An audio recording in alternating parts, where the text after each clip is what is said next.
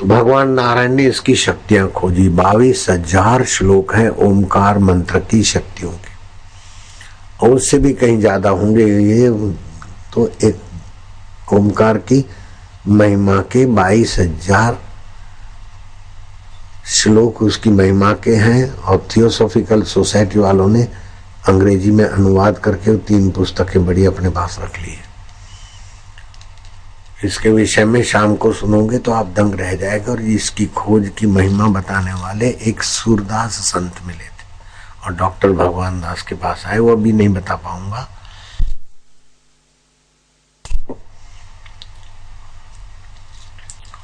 पेट की खराबियां भगा देता है ओमकार मंत्र, दिमाग की कमजोरी दूर कर देता है, लीवर की तकलीफ को दूर कर देता है। ये जे मार्गन विज्ञानी ने बताया।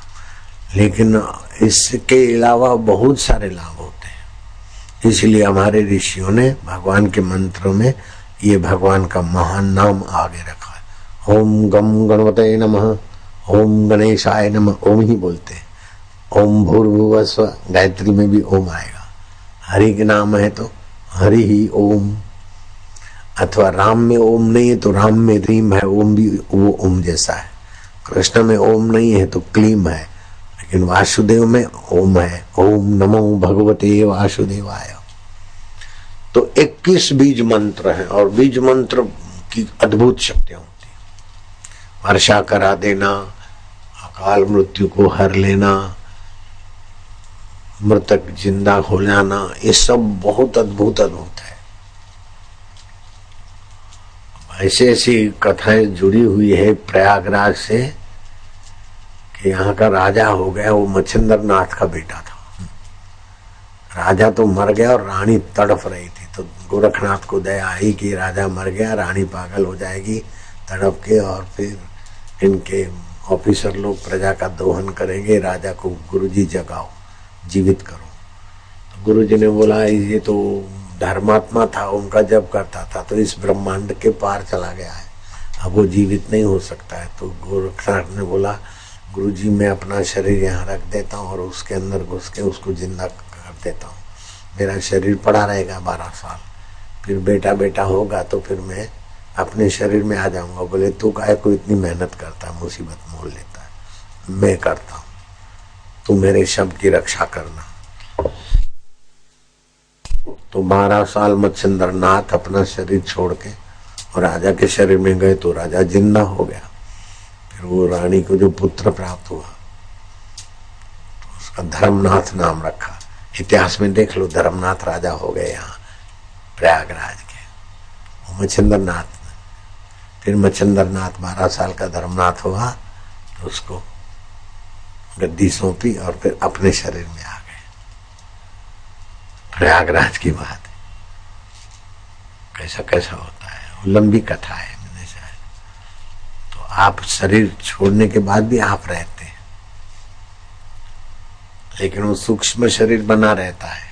सूक्ष्म शरीर सूक्ष्म भूतों में लीन हो जाए, ऐसा आत्म साक्षात्कार से होता है, फिर उसको पुनर्जन्म नहीं होता।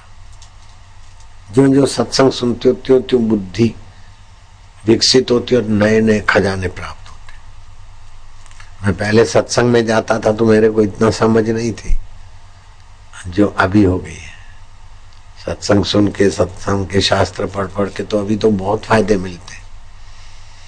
डॉक्टर बोलते ये ठीक नहीं होगा, हम बोलते हूँ ले, वो लोग ठीक हो जाते।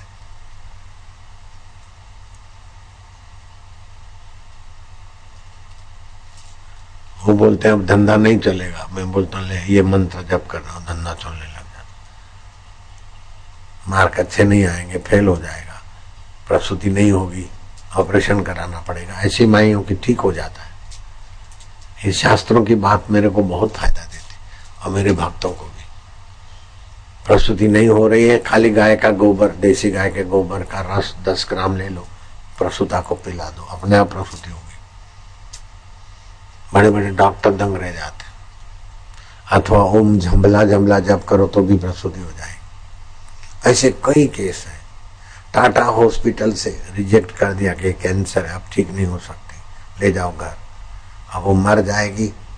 मुंबई से अहमदाबाद आए, अहमदाबाद से गांव में जाना था तो एम्बुलेंस को रोका गाड़ी में, जिसमें उठा के बाई को झोले में ले आए। बोले दर्शन।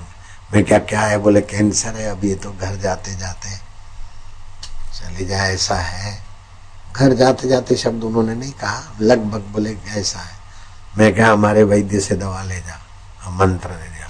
वो माई थोड़े दिन के बाद एक अट्टी कट्टी माई आई, बोले मेरे को पहचानते? मैं क्या नहीं। बोले मेरे को नहीं पहचाना, मेरे को कैंसल हो गया था, गांव की थी, लेकिन वो इधर के आश्रम की दवा खाने से कैंसल हो गया, मैं ठीक हो गई। वो कैंसर नहीं बोल पाती थी, निर्दोष भाई थी गांव की, मेरे को कैंसल था। अरे डॉक्टरों ने जवाब दे दिया, बोले मर जाएगी, लेकिन इधर गांव में जाते जाते इधर ले आए। आपका दर्शन नहीं किया था मैंने, मैं वही बाई हूं। तो अपने हिंदू धर्म में बहुत अच्छे रहस्य और अच्छे खजाने हैं। सर्वधर्म समान कैसे, ये पुस्तक जरूर पढ़नी चाहिए। दिव्य प्रेरणा पुस्तक जरूर पढ़नी चाहिए। अटल बिहारी वाजपेयी को हारे थके थे और फिर से राज्य मिल गया, वो उनके वचन इसमें लिखे हुए। आप हिम्मत नहीं हारना। दिव्य प्रेरणा पुस्तक और गुरु मंत्र, गुरु गीता, बस फिर देखो क्या होता है।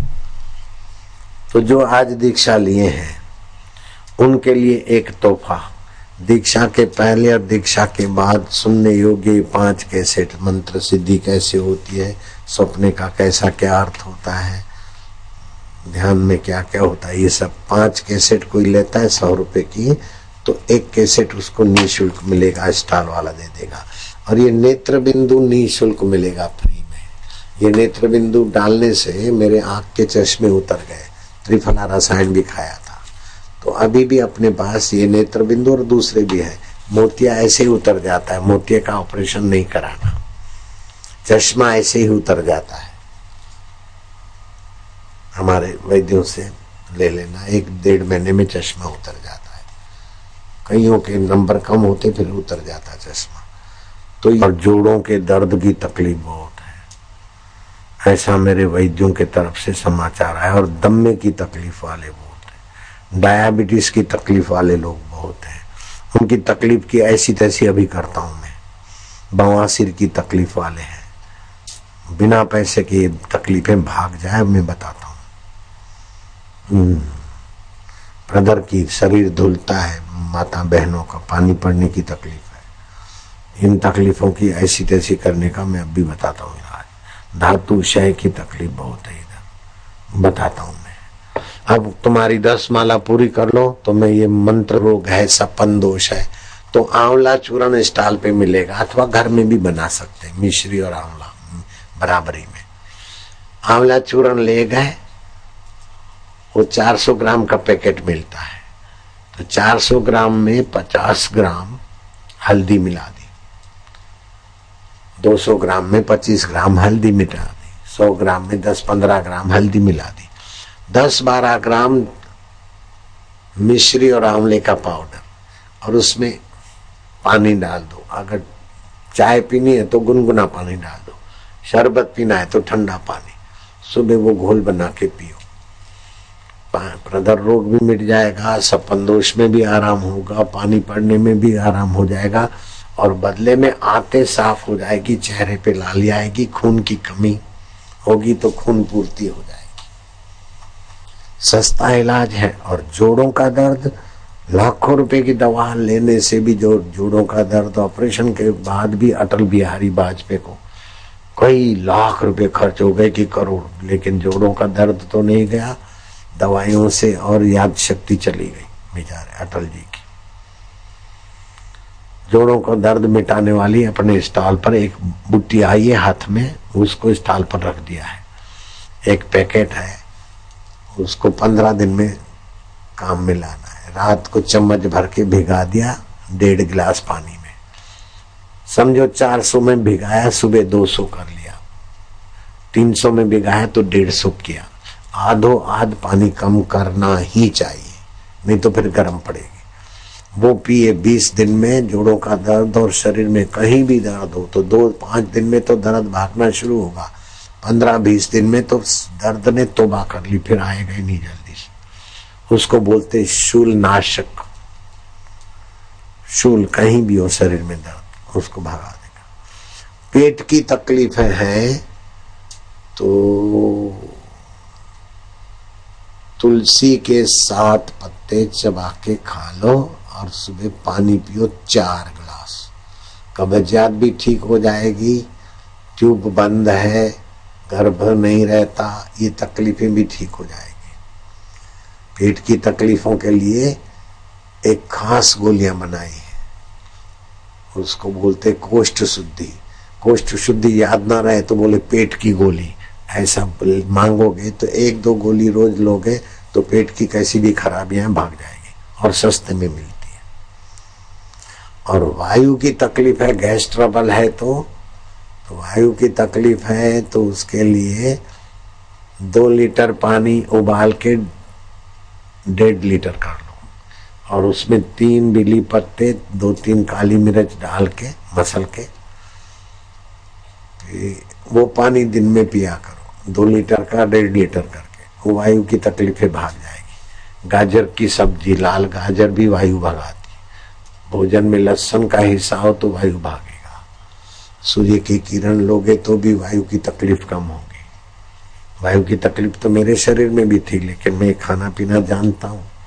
अदरक, नींबू और जरा सा नमक मिला के भोजन के पहले खा ले, फिर भोजन करे तो वायु की तकलीफ को भगा देगा। अथवा तो एक खास चमत्कार, भोजन के पहले घी, चम्मच में घी ले ले और हिंगाष्टक ले ले जरा सा, भोजन के पहले ले ले, वायु भाग जाएगा।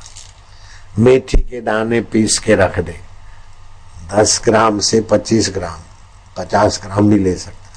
रात को पीसे हुए मेथी के दाने पानी में भिगा दे और सुबह वो ले ले वे ऐसे ही पानी में अथवा रोटी में, सब्जी में। वो वायु की तकलीफ में ये भी काम करता है। मैं वो लिया करता हूँ, आज भी लेके आया मेथी दाने। मेरे को भी वायु प्रधान शरीर है तो मैं वो लेता हूँ, टनाटन रहता हूँ। वायु संबंधी बीमारियों के लिए 1 लीटर पानी उबाल के 1.25 लीटर कर दो और 2 काली मिर्च साबित डाल दो, फिर निकाल देना और बिली पत्ते 3 डाल दो अथवा अजवाइन 2 उंगली में आए उतना चुटकी डाल दो और वो पानी पिया करो, वायु भागेगा। किसी को गर्मी की तकलीफ है, आंखें जलती है तो हाथ ऊपर करो। गर्मियों में आंखें जलती है अथवा पेशाब में जलन होती है अथवा पूरी पूंछे होते हैं, मासिक अधिक आता है तो ये गर्मी के कारण। दांतों में से खून आता है, दांतों में से खून आए और कमजोर हो तो नींबू डाल के मसूड़ों को रगड़ो अथवा तो लाल मंजन है उससे मंजन करो तो दांत ऐसे रहेंगे। देखो 75 साल में भी मैं वही लाल मंजन लगाता हूँ, पेस्ट नहीं करता हूँ। दांत मजबूत, मसूड़े मजबूत हो गए। पहले गड़बड़ थी, फिर लाल मंजन से सब ठीक हो गया। कभी उम्र के अनुसार थोड़ा दर्द हुआ दांत में तो वो लिया, लगा दिया, दर्द भाग गया। मंजन लगा देता हूँ बस, लाल मंजन मिलेगा स्टॉल पर जो मैं लगाता हूँ। और दूसरा है होम्योपैथी तुलसी। तुलसी में 800 बीमारी भगाने की ताकत है। होम्योपैथी का पढ़ो टेम्पलेट, होम्योपैथी तुलसी टैबलेट, 1-2 सुबह, 1 आध शाम, दोपहर 1 आध शाम को। इतनी सारी बीमारियों को भगाती है कि आपको ताजुब होगा कि 30 रुपए की बोतल, लेकिन दीक्षा वालों को आज 30 में नहीं दोगे। बात को ध्यान में रखते हुए आश्रम के पवित्र वातावरण में उपजी सर्वरोगहारी तुलसी को होम्योपैथिक चिकित्सा पद्धति के द्वारा तैयार करके सूक्ष्म मीठी गोलियों के रूप में बनाया गया है होम्यो तुलसी टेबलेट। इसके नियमित सेवन से स्मरण शक्ति, हृदय रोग, अस्थमा, दमा, हिचकी, पार्श्वशूल, कफ, वात, विष विकार, श्वास, खांसी, वात मना वायु की तकलीफ भी हरेगी ये तुलसी की गोलियां भी। खून की कमी, लेकिन ये लेकर तुरंत दूध नहीं लेना चाहिए, दूध के 1-1.5 घंटे आगे पीछे। खून की कमी, जुकाम, दंत रोग, शरीर के ऊपर सफेद धब्बे अथवा अन्य प्रकार के त्वचा संबंधी रोगों में चमत्कारी लाभ मिलता है। साथ ही यह शीर्षूल, प्रजनन तथा मूत्रवाही संस्थान के रोगों की श्रेष्ठ औषधि है। बच्चों का चिड़चिड़ापन, आंखों की लाली, एलर्जी के कारण छींके आना, नाक बहना, मुंह में छाले, गले में दर्द, पेशाब में जलन, दमा तथा जीर्णज्वर, पसली का दर्द, सर्दी, अरुचि, सुस्ती, दाह आदि के लिए भी यह उपयोगी है। यह पित्त को उत्पन्न करती है तथा कफ और वायु को विशेष रूप से नष्ट करती है। पित्त को उत्पन्न करती है अर्थात इसका तासीर थोड़ा गर्म है तो उन दिनों में थोड़ी किशमिश खा ले अथवा मिश्री चूस ले। यह हृदय के लिए हितकर, हृदयोत्तेजक, उष्ण तथा अग्निदीपक है एवं कुष्ठ, मूत्र विकार, रक्त विकार, भूख लगाती है, कितनी सारी बीमारी मिटाती तुलसी माता। ये तुलसी का तेल, तुलसी के बीजों का, तुलसी का तेल निकाल के बनाई जाती है। बाजार में ये नहीं मिलेगी 30 रुपए में इतनी बोतल। अपने आश्रम के साधक सेवा में बनाते हैं। आश्रम के खेत में तुलसी पैदा होती है, जहाँ मैं रहता हूँ वहाँ खेत में तुलसी पैदा होती है। हाँ, यह हृदय हेतु बलवर्धक होने से अनेक प्रकार के शोथ विकारजन्य रोगों में आराम देती है। यकृत, लीवर और आमाशय के लिए सिर का भारी होना, पीनस, माथे का दर्द, आधा शीशी, ज्वर, दमा। देखो ये पूरा पैम्पलेट पढ़ेगा तो बहुत समय लगेगा। आप लोग लेना तो ये पैम्पलेट उसके साथ ही मिलेगा। उन रोगों में एक एक बोतल आपके पास हो, किसी को कोई रोग होगा वो पढ़ के पकड़ा दी, 2, 4, 10, 20 गोलियां। लेकिन ये एक दिन में ठीक नहीं होता। होम्योपैथी धीरे धीरे फायदा होता है, लेकिन साइड इफेक्ट नहीं होता। अब तुम लोगों को बैठे बैठे, दीक्षा वालों को तुरंत शक्ति, स्फूर्ति और रक्त, मांस और वीर्य बढ़ाने वाली खजूर, हृदय और मस्तिष्क के लिए टॉनिक है खजूर, कब्जियत नाश करके कांति बढ़ाने वाली खजूर, एकी बेकी की बीमारियों को दूर करती है खजूर।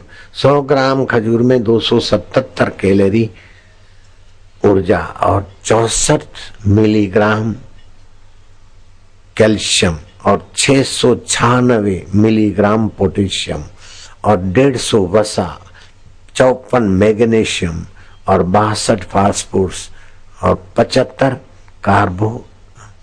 कार्बोहाइड्रेट्स आदि आदि। सब में क्या पढ़ूंगा। खजूर का सेवन दिवाली तक ही करना चाहिए, होली तक ही करना चाहिए।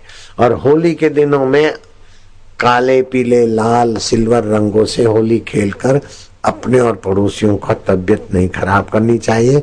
पलाश के फूलों से ही होली खेलना चाहिए। काले रंग में लेड ऑक्साइड पड़ता है जो किडनी खराब करता है। हरे रंग में कॉपर सल्फेट पड़ता है जो आंखों में जलन और नुकसान करता है। सिल्वर कलर में एल्यूमिनियम पड़ता है, ब्रोमाइड, जो कैंसर को बुलावा देता है।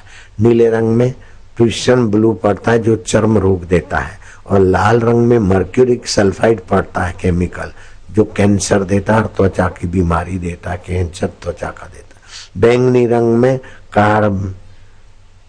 क्रोमनाइम आयोडाइड पड़ता है जो अस्थमा, एलर्जी की बीमारी देता है। इसीलिए होली में भूल कर भी बाजारू रंगों से अपनी और पड़ोसियों की तबीयत खराब करने की गलती नहीं करना। पलाश के फूलों से होली खेलना।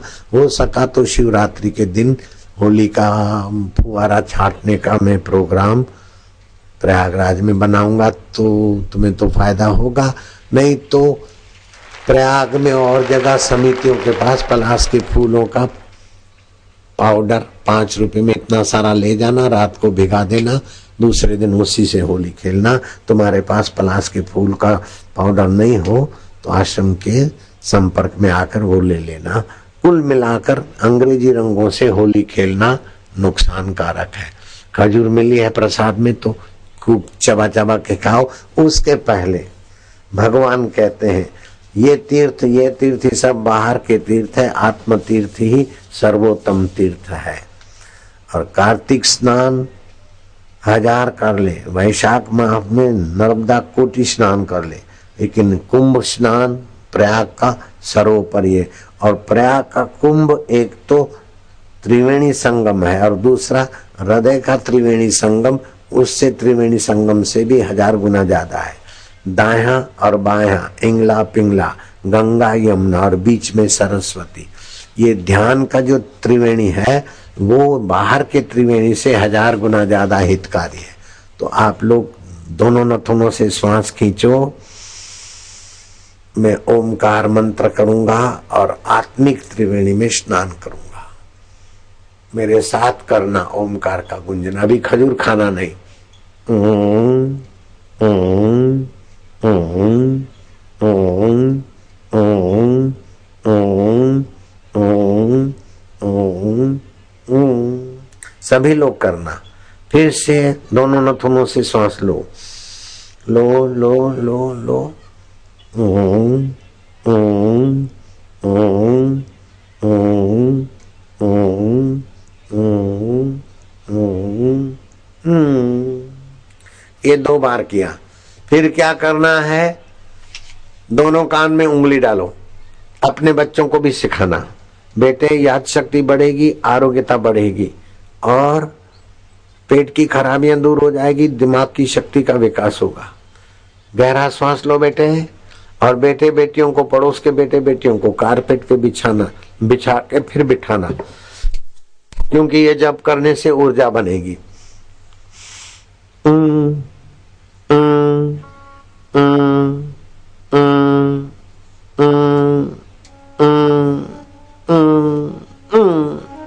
प्रसन्नता आएगी। फिर से गहरा श्वास लो बेटे, शाबाश।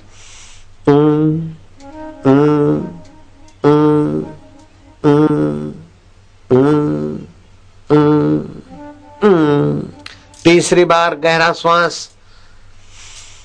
ये अंतरक त्रिवेणी है, आंतरिक प्रयाग है। इस प्रयाग में नहाने से तो पुण्य होता है, लेकिन इसमें 1000 गुना ज्यादा।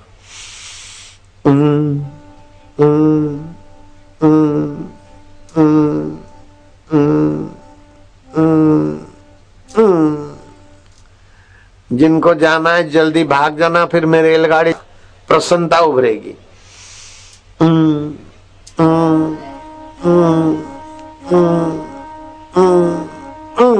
8वीं बार गहरा श्वास। कंठ से ओमकार जपोगे। 9वीं बार।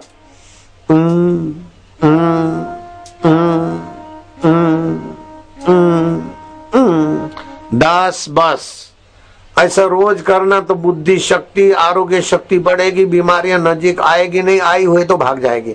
और बच्चों को भी कराना, पड़ोस के बच्चों को भी कराना, इससे ऊर्जा बनेगी। इसलिए कंबल बिछा के, कारपेट बिछा के अथवा प्लास्टिक बिछा के करना चाहिए, जिससे वो शक्ति धरती में न चली जाए।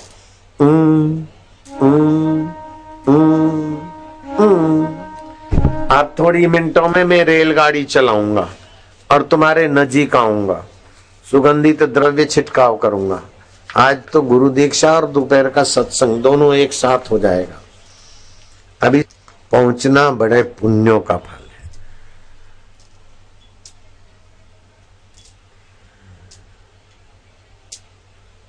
प्रयाग महात्मा सुनना पुण्य फल देता है। सहस्त्र कार्तिके स्नानम माघे स्नानम शतानि च वैशाखे नर्मदा कोटि कुंभ स्नाने तत्फलम। नर्मदा के करोड़ों स्नान वैशाख में करो, कार्तिक के सैकड़ों स्नान करो, माघ मास के स्नान करो, लेकिन प्रयागराज में एक स्नान करने से वो सारा फल मिलता है। और फिर आंतरिक प्रयाग है, दाएं बाएं, दाया सूर्य नाड़ी, बाया चंद्र नाड़ी और बीच में सरस्वती, गंगा यमुना सरस्वती। ये आंतरिक प्रयाग की बात शास्त्रों में आ जाई थी। तो ये आंतरिक प्रयाग में स्नान करने से शिवजी बोलते हैं, इदम तीर्थम ब्राह्म्यते तामसा जनाः आत्म तीर्थम न जानन्ति कुत मोक्षसी प्रिय। आत्म तीर्थ में स्नान करना नहीं जानते तो मुक्ति का लाभ नहीं मिलता है। इसलिए आत्म तीर्थ में स्नान करने की तरकीब शास्त्रों ने बताई है। सतयुग में नैमिषारण्य क्षेत्र परम पवित्र और त्रेता में पुष्कर तीर्थ, द्वापर में कुरुक्षेत्र तीर्थ और कलयुग में गंगा, और उसमें भी विशेष प्रयागराज का महत्व आता है मत्स्य पुराण में।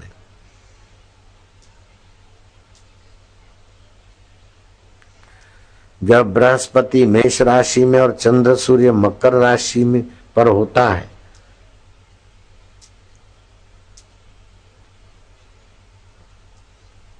तो मकर स्थान मकर संक्रांति पापियों के राग द्वेष और पाप नाश होते हैं। माघ में प्रयाग स्थान शुक्ल वर्ण वाला चित्त बना देता है। माघ स्नान व्रत 27 जनवरी से 25 फरवरी तक लोग कर सकते हैं। मत्स्य पुराण में माघ स्नान की महिमा है।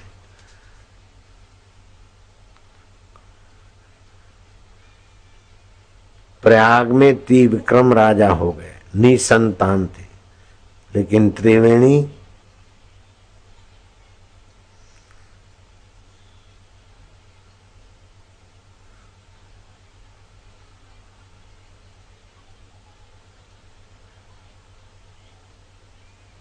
वो मर गए थे तो उनको निसंतान राजा मर जाए, त्रिवेणी पे शवदाह करने आए परोपकारी राजा।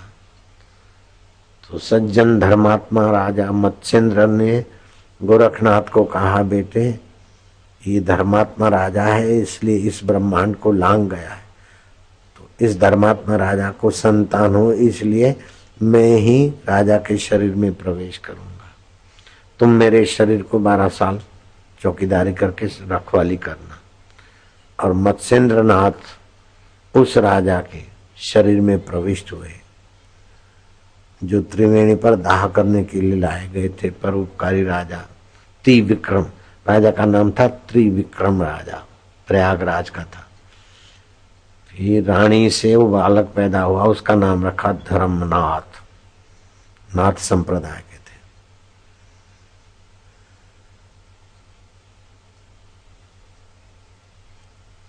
धर्मनाथ पुत्र प्राप्त करके राज्य के लोग बड़े प्रसन्न हुए। पुत्र का राज्य अभिषेक करके स्वयं दीक्षा देकर मच्छंद्रनाथ फिर अपने पुराने शरीर में प्रविष्ट हो गए।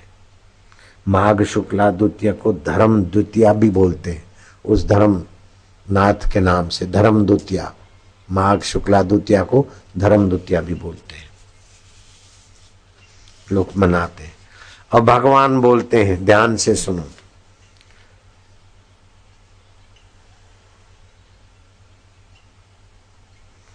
अपने जीवन में तेज होना चाहिए। जरा जरा बात में दब्बू न हो जाए, जरा जरा बात में फिसल न जाए।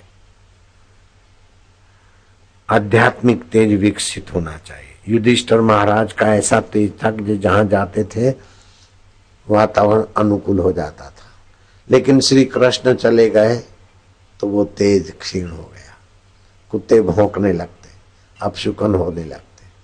नहीं तो युधिष्ठिर जाते ही सब लोग खड़े हो जाते थे। ऐसा आध्यात्मिक तेज था। ऐसा कोई संत दिखे जो आए और लोग खड़े हो जाए, ये आध्यात्मिक तेज। तो भगवान बोलते हैं अपने जीवन में तेज भी होना चाहिए, प्रभाव। खाली तेज तेज, वो तेज दूसरों को दंड देने का नहीं, क्षमा का गुण भी होना चाहिए। तेजस्वी अगर दंड ही दंड देता रहेगा तो लोगों को बहुत हानि हो जाएगी। क्षमा का गुण, बच्चे करते हैं दोबारा नहीं करना, उठ बैठ कर कान पकड़, बस हो गया। तेजस्वी में क्षमा का गुण भी होता है, जैसा बापू में है, तड़ाक से हो गई गलती में हो गया, चलो नहीं तो शोपुर जाओ, महीने में शुद्ध होके आ जाओ। ऐसा तेज होना चाहिए। तेज में क्षमा का गुण होना चाहिए। और धृति माना धैर्य भी होना चाहिए।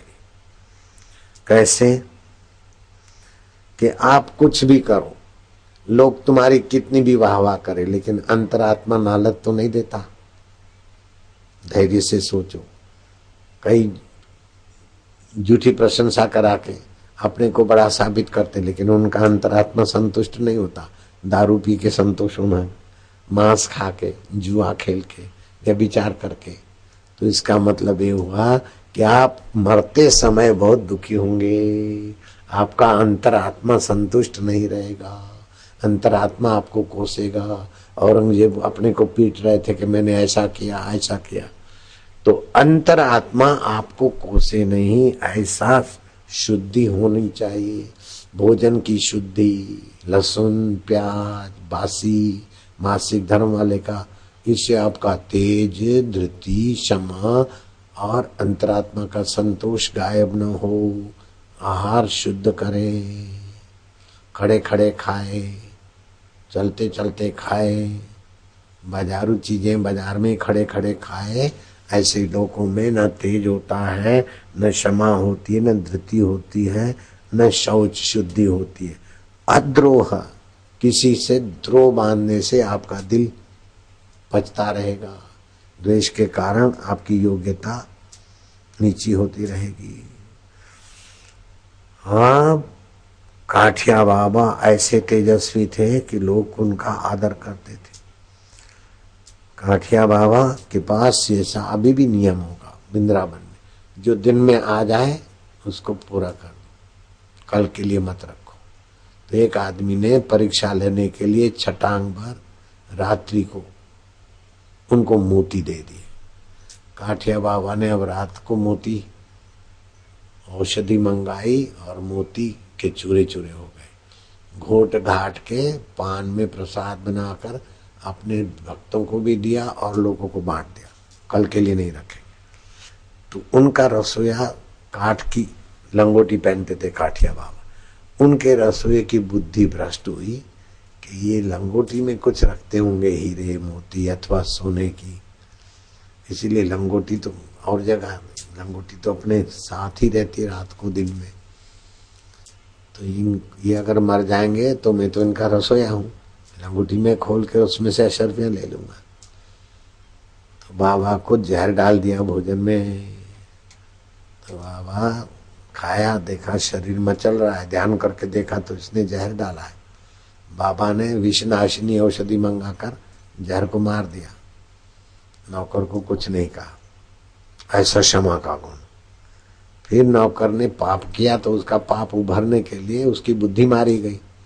जो गुरु से धोखा करता तो उसकी बुद्धि मारी जाती, और कोई नहीं तो अंतर्यामी तो जानते ना धोखा करता है। तो ऐसे वो वीडियो वाले का धोखा हो, बुद्धि मारी गई, पकड़ा गया। फिर मैंने तो उसको क्षमा कर दिया। फिर ऐसा करतूत किया कि वो जेल में पड़ा रहा। ऐसे काला जादू वाला दूसरा तीसरा कहीं भी तो मेरे से धोखा करते, मैं तो माफ कर देता हूँ, लेकिन फिर जेल में चले जाते हैं, कुछ हो जाता है, एक्सीडेंट हो जाता है। तो कर्म का फल तो कुदरत देती है। और जो श्रद्धा रखते तो ये ऑटो के पैसे नहीं थे और अभी ऑटो की एजेंसी, ऑटो का मालिक हो गया, नई ऑटो का। ये पहलवान राकेश, खड़ा हो जा पहलवान, देखो कैसा पहलवान बापू का चेला, जरा करो तो, या उधर उधर मुंह करके, या तो गुरु के प्रति श्रद्धा सद्भाव होता है। तो ऑटो रिक्शा के पैसे नहीं थे सत्संग में आने के, और वो अभी तो कई ऑटो रिक्शाओं का मालिक हो गया और भी कई धंधे वंधे हो गए। अपने अनुभव इनके तो अपने जीवन में वो काठिया बाबा ने देखा कि अब तो इसने जो पाप किया इससे बुद्धि भ्रष्ट हो गई, और भोजन में नमक ज्यादा डाल देता है तो साधुओं की तबीयत खराब होगी। नमक तो सफेद जहर है, शक्कर और नमक खाने में परहेज करना चाहिए, नहीं तो हड्डियां कमजोर हो जाती है, और बुढ़ापे में वैसी हड्डियां कमजोर होती है। हड्डियां चेक करने वाला डॉक्टर मेरे पीछे पड़ गया, बापू जी आपका चेक करूं, आपका बेटा हूं।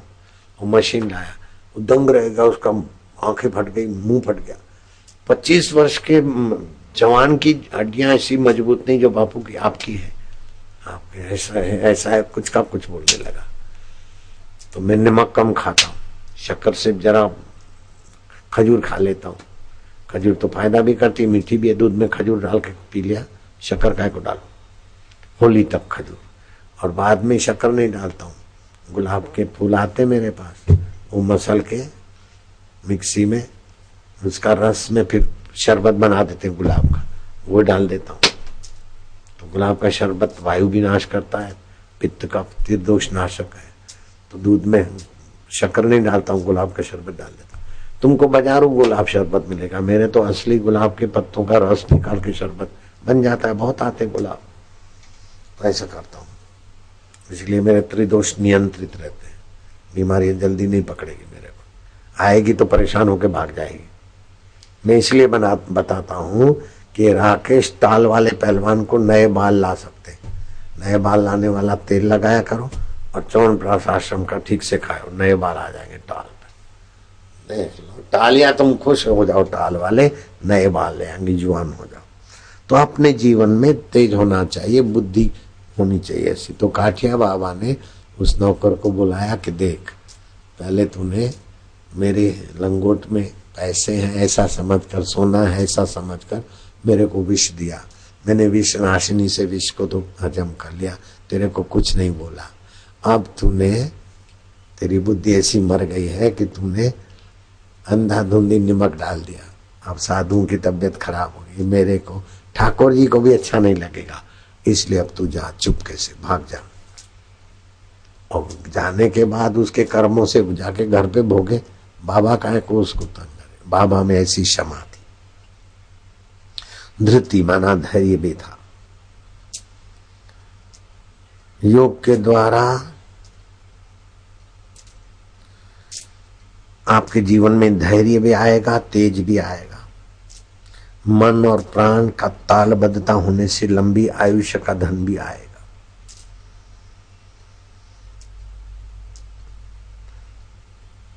छांदोग्य उपनिषद में लिखा है, आहार शुद्धो सत्व शुद्धि, सत्व शुद्धि ध्रुवा स्मृति, स्मृति लभ्य सर्व ग्रंथि नाम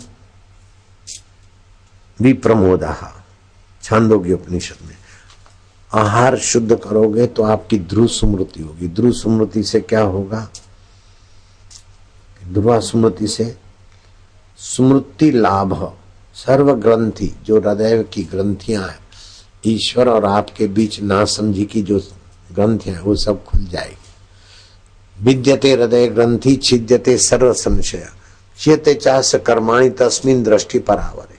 आपके कर्म बंधन छूट जाएंगे। आपको पारावार दृष्टि, जो कृष्ण की दृष्टि है, राम जी की दृष्टि है, आत्म साक्षात्कारी की समझ सूझबूझ है, ऐसी मति की प्राप्ति हो जाएगी। आप आहार शुद्ध लें। तंबाकू अशुद्ध आहार है, पान मसाला अशुद्ध आहार है, चिपकलियों का पाउडर पड़ता है पान मसाले में, अच्छी मरे हुए जानवरों का पाउडर है। पान मसाला अशुद्ध है, तंबाकू अशुद्ध है, बासी भोजन, मासिक धर्म वाले का भोजन, अंडा, शराब, मांस, ये अशुद्ध भोजन है। मैं तो ये साधुओं को देखकर बड़ा खुश हो जाता हूँ।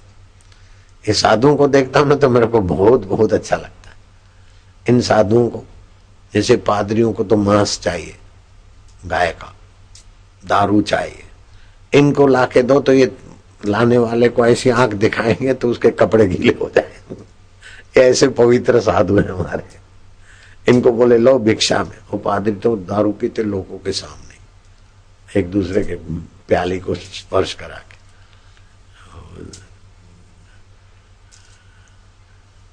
मैंने टीवी में देखा उनको, पादरी लोग दारू पीते एक दूसरे को स्पर्श करा के, जैसे दारू है। हमारे साधु को कोई देवे तो देने वाले की पेंट गीली कर देंगे, दुख तो जो मिला रूखा सूखा खा लिया, चिकना चवड़ा खा लिया, जय जय सिया राम, कल की फिक्र नहीं। हरि ओम, दंडवत महाराज। उनको तो पेंशन भी मिलता है, पगार भी मिलता है। ऐसे साधुओं की कोई प्रशंसा नहीं करते, लेकिन जो साधु प्रसिद्ध होते उनकी निंदा करने के लिए करोड़ों रुपए खर्च करते।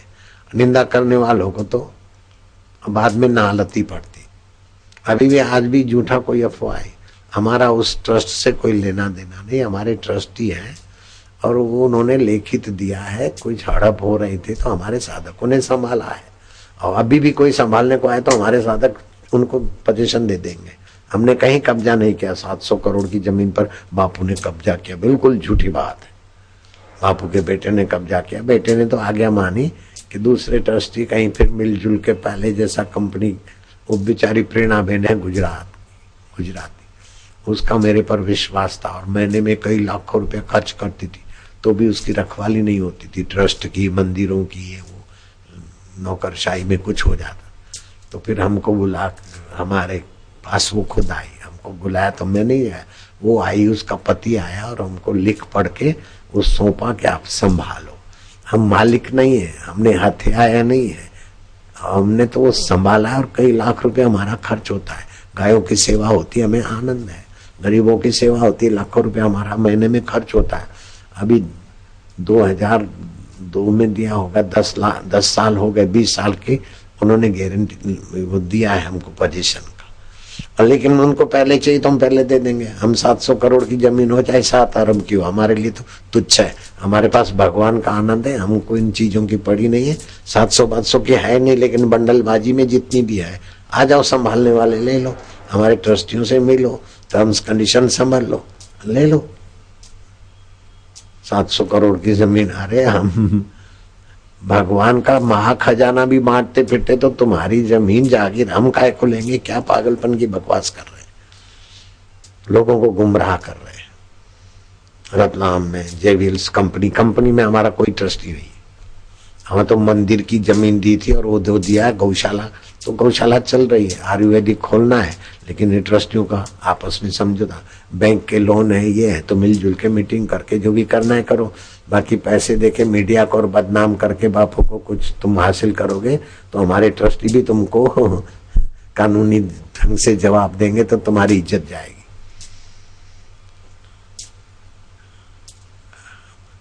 हमारे ट्रस्टियों को पता चला है तो वो बोलते हैं हम कानूनी ढंग से, इन्होंने जो उछाला है तो हम भी देते हैं। तो अभी आ जाएगा ट्रस्टियों का फैक्स, ये लीगली पॉइंट। तो बापू का नाम जोड़ देते हैं, वैसे तो खबर कौन पढ़ेगा, जल्दी कौन सुनेगा। अच्छे खबर वालों को तो मैं तो देवता मानता हूँ, जो सही खबरें देते हैं और झूठ विदेशी लोगों के पास बिके नहीं है, वो मीडिया वालों को तो मैं देवता मानता हूँ। और बाकी वालों को मैं क्या मानूं, मैं काय को बोलूं? जो है वो है, बोलने दो उनको, मुझे परवाह नहीं। और कोई मीडिया वाला आया, बापू आप मीडिया को कुत्ता बोलते, मैंने कहीं कभी नहीं बोला है, आप ही बोल रहे हैं कुत्ता। काय को सचमुच में कोई बोले तभी भी तुमको ऐसा नहीं बोलना चाहिए, क्योंकि जिसने नहीं सुना वो भी सुनेगा। आपकी इज्जत आप खराब क्यों करते हो बेटे? बोले बापू आप मीडिया वालों को कुत्ता बोलते, कोई साबित करके दिखाए। मैंने कभी नहीं बोला मीडिया वाला कुत्ता है, कभी नहीं बोला, गारंटी से, मुझे पक्का याद है। तो तू काय को ऐसा बोलता है, आप मीडिया वालों को कुत्ता बोलते, काय को अपनी इज्जत बिगाड़ता है? नारायण, सचमुच में तुमको कोई बोले तभी भी ऐसा प्रश्न करके अपनी बदनामी बढ़ाओ मत। जयराम जी बोलना पड़ेगा। हाँ, मेरे को लोग ऐसा बोलते, दूसरे को मत बताओ, जो बोलते हैं उतने में ही शमन करो। मैंने नहीं बोला, मुझे पक्का याद है। मीडिया वालों को मैं कुत्ता कभी नहीं बोला हूं, मुझे पक्का याद है। मीडिया वाले कुत्ता है ऐसा मैंने कभी बोला हो, साबित करके दिखाओ। 50,000 नहीं, 50 लाख नहीं, 80 लाख इनाम, चलो। मैं तो कईयों को बोलता हूँ, ये तो कर्म योगी हैं, ये तो बेचारे सत्संग पहुंचाते देवता का रूप है, इनके माता पिता और इनके ये तो, मैं तो क्या क्या उन पर कृपा भगवान की बरसाने को खोजता हूँ। मैं काहे को उनको बोलूंगा मीडिया वाले कुत्ते? मीडिया वाले तो घर घर बेचारे सत्संग पहुंचाने का पुण्य भी तो कर रहे हैं, उनको कैसे मैं बोलूंगा कुत्ते? अरे राम, ऐसा कभी नहीं, वो तो देवता है जो सत्संग पहुंचाते हैं, वो तो कर्म योगी है, वो तो मेरे हृदय का आत्मा है, मेरा हृदय है। वे तो मैं काहे को उनको ऐसा बोलूंगा बेचारों को? कई चैनलों ने मेरा सत्संग दूर तक पहुंचाया और अभी भी मीडिया ही तो पहुंचा रही है। 167 देशों में मीडिया के साधन ही तो पहुंचा रहे, वेबसाइट भी तो मीडिया ही है। अभी 167 देशों में जा रहा है, तो मैं उनको कैसे कुत्ते बोलूंगा? वो तो मेरे आत्मा है, मेरा जिगरी जान है बेचारे। 19-20 कोई कर लेते तो मैं सोचता हूँ कि चलो विदेशी ताकतों के आगे बिके हुए हैं तो ठीक है, उनको भी मैं कुत्ता नहीं बोलता हूँ, तो सज्जनों को तो काय को बोलूंगा? नारायण हरि हरि ओम हरि। अब बोले बापू का बेटा भी बापू के खिलाफ बोल रहा है। मुझे पक्का है कि बेटा तो मेरे लिए बोलता है कि मैं अपने चमड़े की जुतियां बनाकर बापू के सेवा में लगाऊं तो भी बापू का मैं ऋण नहीं चुका सकता हूँ। ऐसे बेटे को और मेरे को भिड़ाने की कोशिश कर सकते, ऐसा ऐसा बोलते कोई चैनल वाला। उनका नाम मैं नहीं ले रहा हूं, देखो जिसने बोला है उसका नाम मेरे पास है, प्रूफ भी है, हम केस करना चाहें तो कर सकते हैं, लेकिन कौन उन समय बर्बाद करे। नोटिस भेजना चाहें तो भेज सकते हैं। मेरे बेटे ने मेरे खिलाफ बोला ही नहीं है, बोल ही नहीं सकता। अखिल मुलायम सिंह के खिलाफ बोल नहीं सकते। मैं अखिल के स्वभाव को सुन सुनकर भांप गया हूं। अखिल बहादुर है, बहुमती से जीते, लेकिन जल्दी से ऐसा नहीं बोले मैं मुख्य नहीं, पिताजी जो उनकी आज्ञा होगी। अभी भी मुलायम सिंह उनको आज्ञा करे रिजाइन कर दो तो वो बहादुर कर देगा रिजाइन, ऐसा पितृ भागता है। तो अखिल को और मुलायम सिंह को अगर लड़ाने में सफल होते हो तो शायद सफल हो जाओ, लेकिन नारायण को और बापू को तो तुम नहीं लड़ा सकते। अखिल को और मुलायम सिंह को भी नहीं लड़ा सकते। बहुमति किसी की नहीं आएगी, ये आएगी, सर्वेक्षण सब खारिज कर दिया अखिलेश्वर ने, मुलायम सिंह ने सब खारिज कर दिया। नारायण हरि हरि ओम हरि। वेलिंगटन डे से अभी अगले साल 14 फरवरी 2012 में पांच मेगा सिटियों में 316 करोड़ का दारू बिका है बच्चे बच्चियों में वेलिंगटन डे। और अब दारू पिएंगे बच्चे बच्चियां वेलिंगटन में, और हजारों बच्चे घर बाहर छोड़कर भाग गए, हजारों ने शादी कर ली, सैकड़ों ने आत्महत्या की। वो हमारे पास आते ने संत सम्मेलन में, उनके बताए हुए आंकड़ों के आधार पर बोल रहा हूँ। आप आंकड़े सुनना चाहो तो अपने पास कैसे भी है। तो ये बच्चे बच्ची ने बोले होते हैं बेचारे, आई लव यू देखा देखी में फिर 13 साल से लेके 19 साल के बालक बालिका हैं। 12,50,000 विदेशों में गर्भस्थ हो जाती है कन्या। 5 लाख और कुछ हजार कन्याएं अबॉर्शन करा लेती, बाकी की कन्याएं बिचारी 13 से 19 साल के बीच की गर्भवती हो जाती। क्या ये गंदगी आप भारत में चाहते हैं? क्या नहीं चाहिए तो फिर वेलिंगटन डे की जगह पर मातृ पितृ पूजन दिवस का प्रचार करो। मैं उन सारे मीडिया वालों को हृदय से लगाऊं, गले से लगाऊं, और मीडिया को जच गई तो ये हो जाएगा। छत्तीसगढ़ सरकार को जच गई तो कानून बना दिया, अभी मीडिया को जच जाएगी तो मुलायम सिंह और अखिलेश की सरकार भी बनाएगी, ऐसे दूसरी सरकारें भी बनाएगी। बच्चे बच्चियां आई लव यू करके एक दूसरे को स्पर्श करे, किस करे, रजवीरे नाश हो। बच्चे बच्चियों का भविष्य खराब हुआ तो माता पिता का भविष्य बुढ़ापा भी खराब होगा। ऐसा कौन ईसाई चाहता है कि मेरे बच्चे बच्चियां दुराचारी हो और बुढ़ापे में हमें नर्सिंग होम में फेंक के आए? कौन मुसलमान चाहता है? वोट बैंक मुसलमान के तभी भी मुलायम सिंह के लिए फायदे की बात है।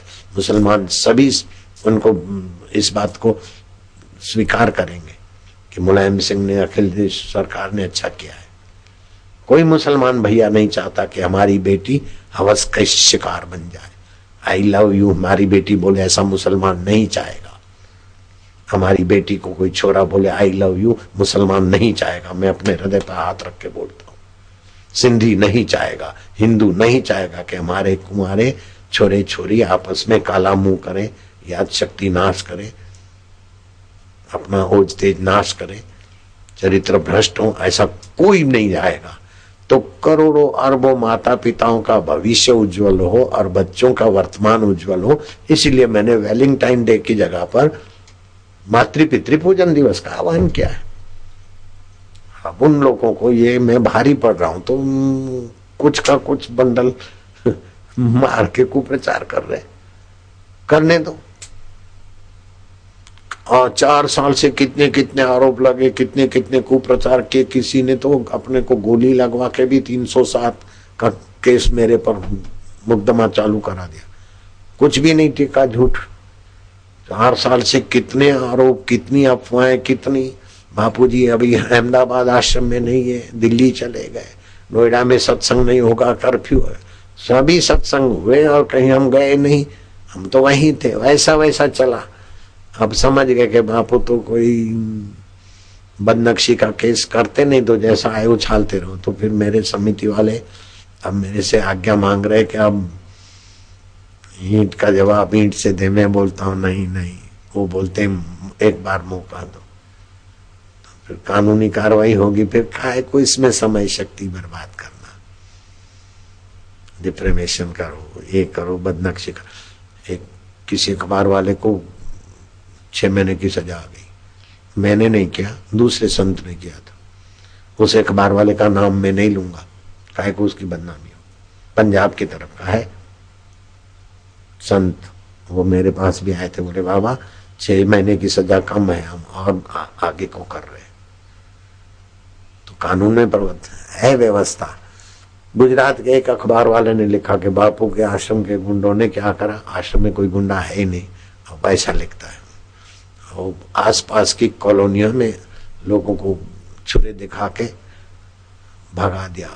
10,000 आदमी के हजार परिवार, 10,000 लोग आश्रम के आसपास खाली हो गए, हजरत करके चले गए। उनकी अखबार पढ़ी है, एक भी आदमी गया हो साबित करके दिखाओ। केस तो अच्छी तरह से बन सकते हैं, लेकिन मेरे पास उतना समय भी नहीं है, और मेरे हृदय में क्षमा का प्रसाद है भगवान का। क्षमा बड़न को होता है, छोटन को उत्पात, विष्णु को क्या घटी गयो भृगु हमारी लात। 4 साल में जितना भी कुछ करते रहे, मेरा क्या घटा, मेरे तो और साधक बढ़ गए। अब बड़े घट भी जाए, सभी उल्टे होके टंग जाए, अब मेरा विरोध करे और मुझे शूली पे चढ़ा दे, तभी भी मेरा बिगड़ने वाला नहीं। चढ़ेगा तो शरीर शूली पे चढ़ेगा। मैं जो हूं वो गुरु जी ने मुझे बता दिया है। 8 में अरस तेरा नूर चमकदा, तू उससे भी ऊंचा हो। बिटवा आपे अल्लाह। अब ये सब आध्यात्मिक बातें खोलूंगा ना तो आप दंग रह जाओगे। ये तो थोड़ा रहने दो पर्दे में। भगवान शिव जी बोलते हैं इदम तीर्थम भ्राम्यते ताम साजना। तीर्थ में तो जाओ, लेकिन आत्म तीर्थ में ले जाने वाले सत्संग को खोजो। अगर आत्म तीर्थ में ले जाने वाला सत्संग नहीं मिलेगा तो बाहर के तीर्थों का परिश्रम ज्यादा मिलेगा, पुण्य मिलेगा। लेकिन अभी वर्तमान जीवन में रस नहीं चाहिए, तो नीरस जीवन में फिर नशेबाज होता है आदमी। सुल्फा फूंको, भांग घोटो। भगवान शिव जी के लिए लिखा है भुवन भंग व्यसन, अर्थात जब भुवन गड़बड़ हो जाते तो सफाया कर देते शिव जी। ओ भंगेड़ियों ने शिव जी को भी भंगेड़ी मांग लिया। देखो शिव जी की भांग है। अब शिव जी भांग पीते हैं, भांग से तो बुद्धि भ्रष्ट होती है। अब शिव जी को बोलते शिव जी की बुद्धि है भांग को। तो आदमी अपना कहीं ना कहीं इंद्रियां इधर उधर जाती है, मन इधर उधर जाता है, तो दम मार के नियम करो तो लगे दम मिटे गम। 84 के सुल्फे बाद बोलते लगे दम मिटे गम।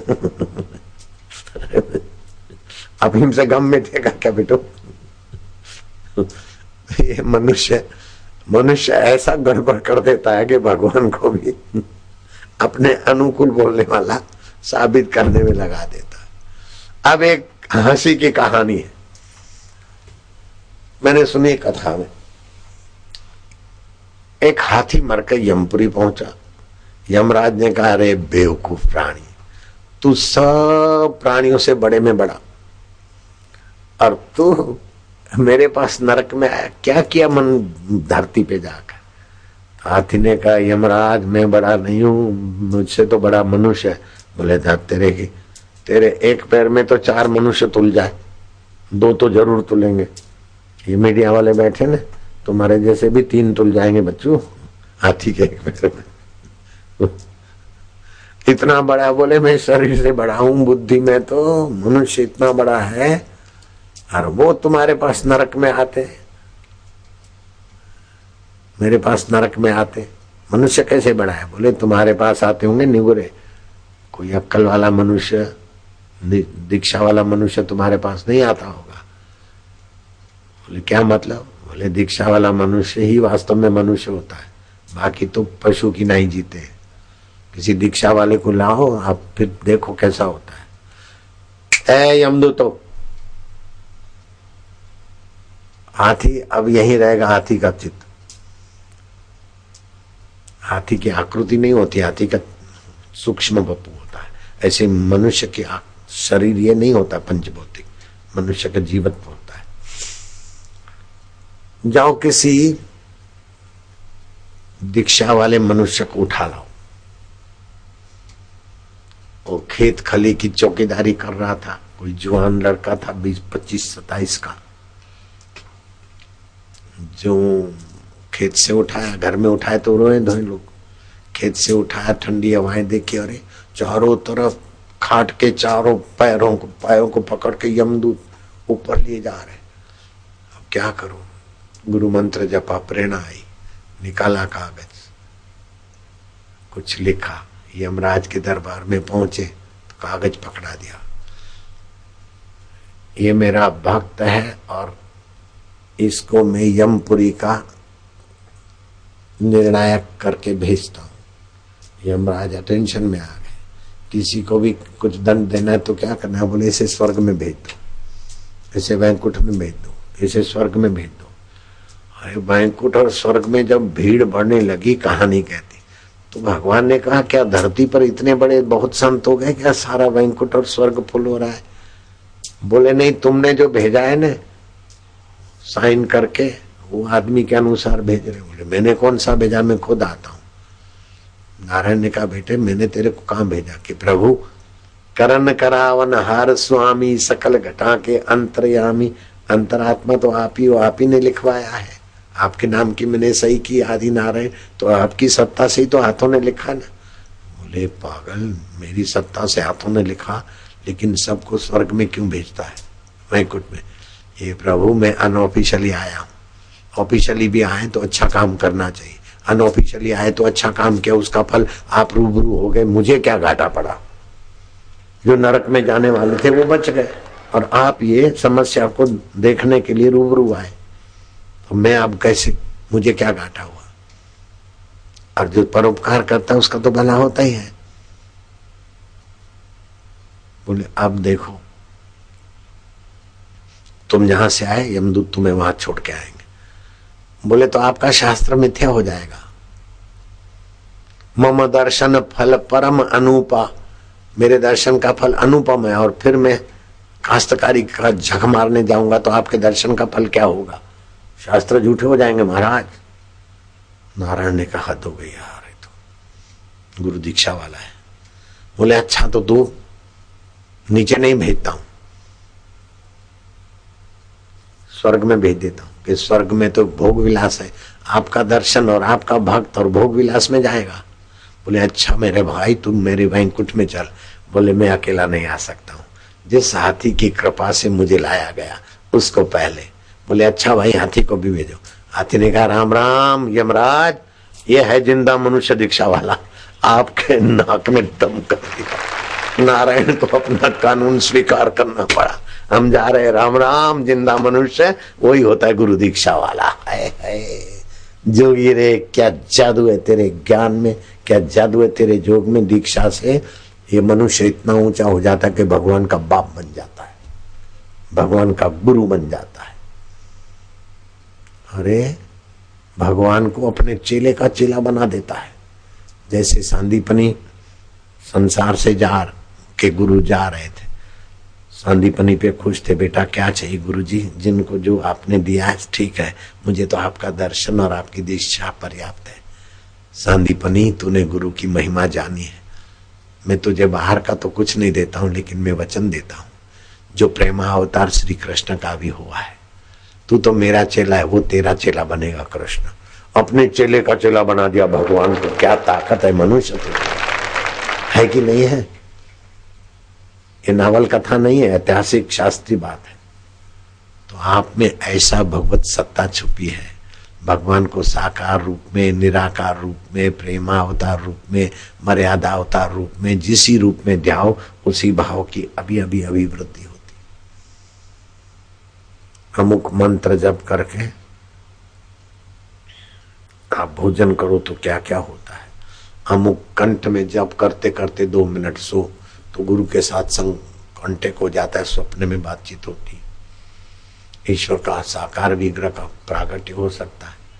मैंने कई कई किस्म के पापड़ वेले हैं, इसलिए हेलीकॉप्टर चूर चूर, फिर भी जहां गिरा हजारों आदमी थे, एक पुर्जा हेलीकॉप्टर का उड़ के किसी को लगता तो कुछ भी हो सकता था, और हेलीकॉप्टर के पुर्जे उड़े भीड़ के बीच, किसी को नहीं लगा। आप क्या समझते मंत्र शक्ति? और हम हेलीकॉप्टर में थे और हम भी टनाटन, हमारे सेवक भी टनाटन, ये क्या समझते? अब इतना इतना लगे हैं धर्मांतरण वाले, तो उनके विचारों के करोड़ों करोड़ों रुपए चले जाते, और बापू की गिराकी टनाटन, ये आप क्या समझते? अभी भी कलयुग में भी धर्म यतो धर्मा ततो जय, जहां धर्म है वहां विजय है, जहां सच्चाई है वहां विजय है। जीवन में सबसे काला समय कौन सा है भगो? जीना चाहे और मरना पड़े, बोलना चाहे और जीभ चले नहीं, देखना चाहे और आंख काम न करे, और जीवन भर जिसको मेरा मेरा माना वो सब छूटवाए, वो काला समय है कि नहीं है? वो काला समय आए उसके पहले उजाला समय मान लो ना। जिसका छूटता है छूटता है, जो नहीं देखता तो नहीं देखता। मैं नहीं देखने को भी देख रहा हूं, मैं अमर आत्मा हूं। काले समय की ऐसी तैसी हो जाएगी। ऐसा ज्ञान दीक्षा से मिलता है। वाणी नहीं चलती तो क्या है, आंखें नहीं देखती तो क्या है, पैर नहीं चलते तो क्या है, मैं अचल आत्मा हूं, चैतन्य हूं। शरीर तो मुर्दा है, मुर्दा। गाड़ी खराब हो गई तो क्या, मेरा क्या हुआ? गाड़ी टूट गई, हेलीकॉप्टर टूट गया, मेरा क्या हुआ? ऐसे ये शरीर भी हेलीकॉप्टर है, एक दिन छूटेगा। उसके पहले इसकी ममता छोड़ो, बस बादशाह हो गए। मस्त पड़ा महिमा में अपनी, गैर राम अब दूर नहीं। अब हमारा राम गैर नहीं और दूर नहीं। रमनते योगी यस्मिन स राम, योगी लोग जिसमें रमन करते हैं वो अंतर्यामी आत्मा राम मेरा है, मैं उसका हूं। उससे मेरे को दूरी नहीं हूं, मैं उससे दूर नहीं। शरीर मरने वाला है, शरीर बीमार होता है, बेवकूफ होते मैं बीमार हूं। हद हो गई निगुरे लोगों की, विचारों की। मन में दुख आता है, बोले मैं दुखी हूं। अरे तू दुख को भी जानता है, बीमारी को भी जानता है। लाला बेटे तू जरा अपने में आया कर, तो दुख और बीमारी बोनी हो जाएगी, तू प्रभावशाली हो जाएगा। इसी को श्री कृष्ण बोलते हैं, तेज क्षमा धृति शौर्य अद्रोह सर्वभूतेषु। किसी भूत प्राणी के प्रति हृदय में द्रोह नहीं रखो। अब द्रोह नहीं रखो, कब विचार वाला फिर मैं कैसे केस करूं करवाऊं? चलो चलने दो। उसका मतलब ये नहीं कि सदा के लिए जरूरत पड़ी तो मैं समिति को बोल दूंगा, ओके।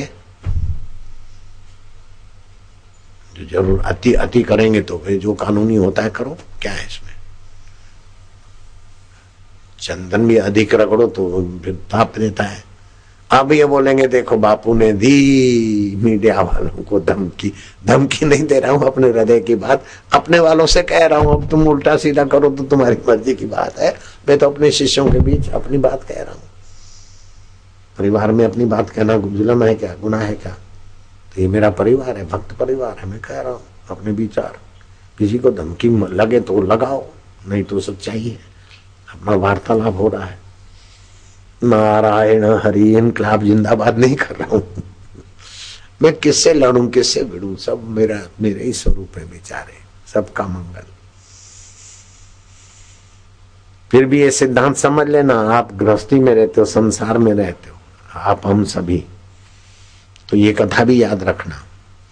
धृति भी रखो, क्षमा भी रखो, उदारता भी रखो, लेकिन सूझबूझ भी रखो। देव ऋषि नारद जी जा रहे थे भागवत में, डोंगरे भागवत में एक कथा आई थी, मैंने सुनी है। नारद जी ने कृपा करके उसको वाचा दी। सर्प देवता क्या बात है, क्या चाहते हो? बोले महाराज मनुष्य जन्म में मैं द्वेषी था, इसलिए सांप की योनि मिली। अब मेरा उद्धार हो जाए ऐसा उपाय बताओ। बोले बस तो द्वेषपूर्ण किसी को काटना नहीं, सहन शक्ति रखना। तो ये मनुष्य ये 14 तेरा पूरा होते ही ऊंची यात्रा होगी। साल भर के बाद नारद जी गुजरे तो देखा तो इतना लंबा चौड़ा सांप की हालत बुरी, दांत टूट गए, मरा मरा। बोले ये क्या हुआ रे सर्प देवता? बोले महाराज तुम्हारी आज्ञा मानने से मेरी ये बर्बादी हो गई। बोले पागल, संत की आज्ञा से बर्बादी होती है? बोले आपने कहा था काटना मत, तो अब तो मैं ऐसे ही रहता हूं। तो फिर वो गाय भैंस चराने वाले छोरे मेरे से मस्ती करते, कभी कभार मेरा पूंछ पकड़ते, मुंह पकड़ते, हिलाते डुलाते फेंकते, मैं कुछ नहीं करता। अरे पागल, आत्मरक्षा के लिए फूंक मारने में क्या नुकसान था तेरा? काटने की मना की थी, जीवन जीने की कला की मना थोड़ी की थी। कैसा मूर्ख है, कैसा अर्थ विघटन करता है। सुघटन करना चाहिए, विघटन। ये 50 लाख इनाम कैसे घोषित किया? साधकों के हृदय को पीड़ा होती। मैं क्या, चलो साबित करके दिखाओ। चुप हो गए बेचारे। होता है ना, नारायण हरि हरि ओम हरि। अभी जो बोलते 700 करोड़ 700 करोड़, उसमें मेरा कहीं नाम नहीं, न ट्रस्ट में, न मैं नहीं हूं उसमें। हाँ, उन्होंने जो अर्पण, हमारे पास वो आए थे दोनों, एडवोकेट है उसका पति, और वो बाई भी बड़ी दबंग थी, लेकिन बेचारे बूढ़े हो गए, लाचार हो गए शरीर से। तो ये संस्था अस्त व्यस्त न हो जाए तो बापू आप संभालो। तो फिर वो ट्रस्ट को इन्होंने दिया है, मालिक कोई नहीं है। अभी उसकी जो जमीन बमीन बोलते हैं 700 करोड़ की तो नहीं है, लेकिन वो हाईकोर्ट के रिसीवर के पास है, वो कंपनी वालों के फंदे हैं, मेरा उसमें कुछ भी नहीं। हाईकोर्ट के रिसीवर के पास है वो, हमारे पास वो जमीन सब नहीं है, उसका रिसीवर मालिक कोर्ट की। तो क्योंकि बैंक के लोन थे कंपनी के, हमको तो जगह का सदुपयोग करने के लिए, संभालने के लिए दिया है, और 20 साल की गारंटी दिया। 10-12 साल तो हो गए। अभी भी कोई संभालने का आए और हमारे ट्रस्टी और आपस में मिले तो ले ले कब्जा। तो हमारे पास का, मेरे पास तो है नहीं।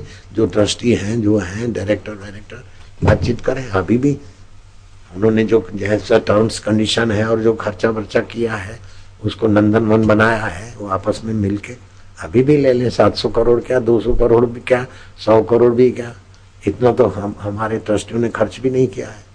जो कुछ महीने में 2-4 लाख रुपया, 5 लाख, जो भी उनका खर्चा है, जैसा भी हो आपस में बातचीत करके अभी पोजीशन ले लो। 700 करोड़ ये क्या हुआ बताते। मैं क्या कब्जा करूंगा? मैं तो अपना कब्जा, सारा शरीर का कब्जा भी विश्वनीयता को दे चुका हूं। जब जरूरत हम तैयार है, तो इधर उधर का कब्जा मैं क्या करूंगा, क्या करवाऊंगा? हाँ, तो कन्याकुमारी से लेकर कश्मीर से कन्याकुमारी तक बापू ने ये कर लिया। 1 इंच भी साबित करके दिखाओ। ये तो पहले मैं घोषणा कर चुका हूं, नकार चुका हूं। हाँ, फिर हमारे नारायण ने गायों के लिए और सेवा के लिए एक जमीन खरीदी थी, 100 कुछ एकड़ थी। अब मैं बोलूं 20 एकड़ थी और निकले 30 तो झूठ हो जाएगा। 100 कुछ एकड़ जमीन थी। तो बोले अरबों रुपए की जमीन, ये ऐसा है अरबों रुपए की। तो मैंने घोषणा कर दी कि 1 करोड़ 10 लाख ले आओ, अरबों रुपए की जमीन ले लो आप, और फिर 1 करोड़ 10 लाख दोगे तो जो गायों के लिए वो बंजर है पहाड़, गायों के लिए और गरीबों के लिए जो काम होता है वो काम आप करते रहो, तो 10-10 लाख करके 1 करोड़ 10 लाख आपको वापस कर देंगे। इतना बढ़िया आमंत्रण आज तक कोई आया ही नहीं। से बढ़ा चढ़ा के मंडल मारने में क्या देर लगती बेचारे एंकर को बोल दो निगेटिव तो बस कुछ भी बोल देगा, पॉजिटिव तो कुछ भी बोल देगा। तो एंकरों को तो भगवान की बेचारी ऐसी व्यवस्था है कि उनको तो जैसा ऊपर का ऑर्डर होगा ऐसा करेंगे। निगेटिव तो निगेटिव दिमाग, तो ट्रेनिंग होती है। पॉजिटिव तो पॉजिटिव दिमाग लड़ाएंगे। तो बेचारे उनको तो क्या करना, उनका तो जॉब है। तो मैं एंकरों के लिए काहे को नाराज हूं? तो बोल देंगे ऊपर से जो ऑर्डर, ऊपर वालों को जिसने जैसे पैसे दिए तो ऐसा बोलेगा। ऐसे भी ऑफर आते कि बापू इतने पैसे भेजे तो हम ऐसा बोलेंगे। मैं क्या, हम नहीं भेजते। ऐसे भी कई ऑफर आते हैं मेरे पास, हम लेते भी नहीं जाता, देते भी नहीं। फिर भी कहीं जो भी होगा ठीक है। हमने एकादशी का व्रत चालू नहीं किया। नारायण हरि हरि ओम हरि। अब मैं अपने शिष्यों को बोल रहा हूं तो शिष्यों को तसल्ली होती है। अब बोले बापू जी आज खूब बरसे, मीडिया को पर नहीं बरसाऊं। अब मैं बरसूंगा ना तो तुम रहोगे ही नहीं। बोले चैलेंज कर दी। अरे मैं बरसूंगा तो तुम नहीं रहोगे, तुम्हारे अंदर ईश्वर ही ईश्वर प्रकट होगा। मैं ऐसा बरसता हूं, पागल मत होना। तुम्हारा मैं रहेगा ही नहीं, तुम रहोगे नहीं, मैं बरसूंगा तब। मैं बरसूं और तुम झीलो तो तुम नहीं रहोगे। मेरा बरसना कभी कभी होता है, वो मैं बरसूं तब देखो मेरे साधक नहीं रहते, वो हो जाता है, वो वहां वाणी नहीं चलती। अब बोले देखो बापू क्या क्या बोलते। अब कोई बोलेगा भाई ठंडी के कारण बापू को दिमाग का इलाज कराना चाहिए। ठीक है बेटे, तू अपना कराया कर, मैं अपने आप जानता हूं। बकने में तो क्या लगता है, किसी को बकले, किसी इतनी हस्ती के लिए बक लेते हैं तो चलो, लेकिन उनको फिर शांति है क्या? बकने वाले को बोलो ऐसा बके संत के लिए, फिर कुदरत का कैसा डंडा लगता है, कैसे कैसे लोग तुमको नालत बरसाते। साधकों की बद्दुआ तुम्हारी कितनी कितनी चैन हराम कर देती, नींद हराम कर देती। एक दो नहीं, ऐसे तो सैकड़ों लोग हैं जिनको साधकों के दिल को ठेस पहुंचती है। तो बोले लेकिन अब तौबा पुकार रहे हैं जयराम जी की। और ऐसे भी सैकड़ों लोग हैं जो अच्छा बोलते, अच्छा करते तो शाबाश और धन्यवाद, और यश भी उनका ऐसा होता है। हेलीकॉप्टर चूर चूर, लेकिन किसी को खरोच नहीं आई। आशाराम बाबू और उनके भक्त सुरक्षित, और हेलीकॉप्टर टुकड़े टुकड़ा हो गया और किसी को कुछ नहीं लगा। पता है उसमें कौन बैठे थे? आशाराम बाबू। न्यूज आज तक यश हो रहा है। देखना है तो दिखाओ अभी न्यूज आज तक को। नारायण हरि हरि ओम, हरि ओम ओम ओम ओम ओम ओम ओम ओम ओम ओम ओम, प्रभु जी ओम, प्यारे जी ओम, मेरे जी ओम, आनंद ओम, माधुर्य ओम ओम ओम ओम ओम। ले आओ रेलगाड़ी, सुगंधिम पुष्टिवर्धनम, सुगंधी का छिटकाव करेंगे।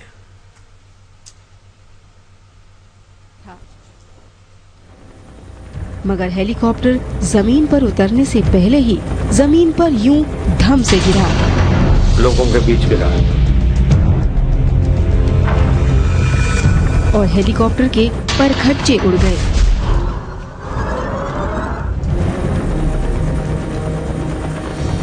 इतना ही नहीं, भयंकर चिंगारियां भी निकली।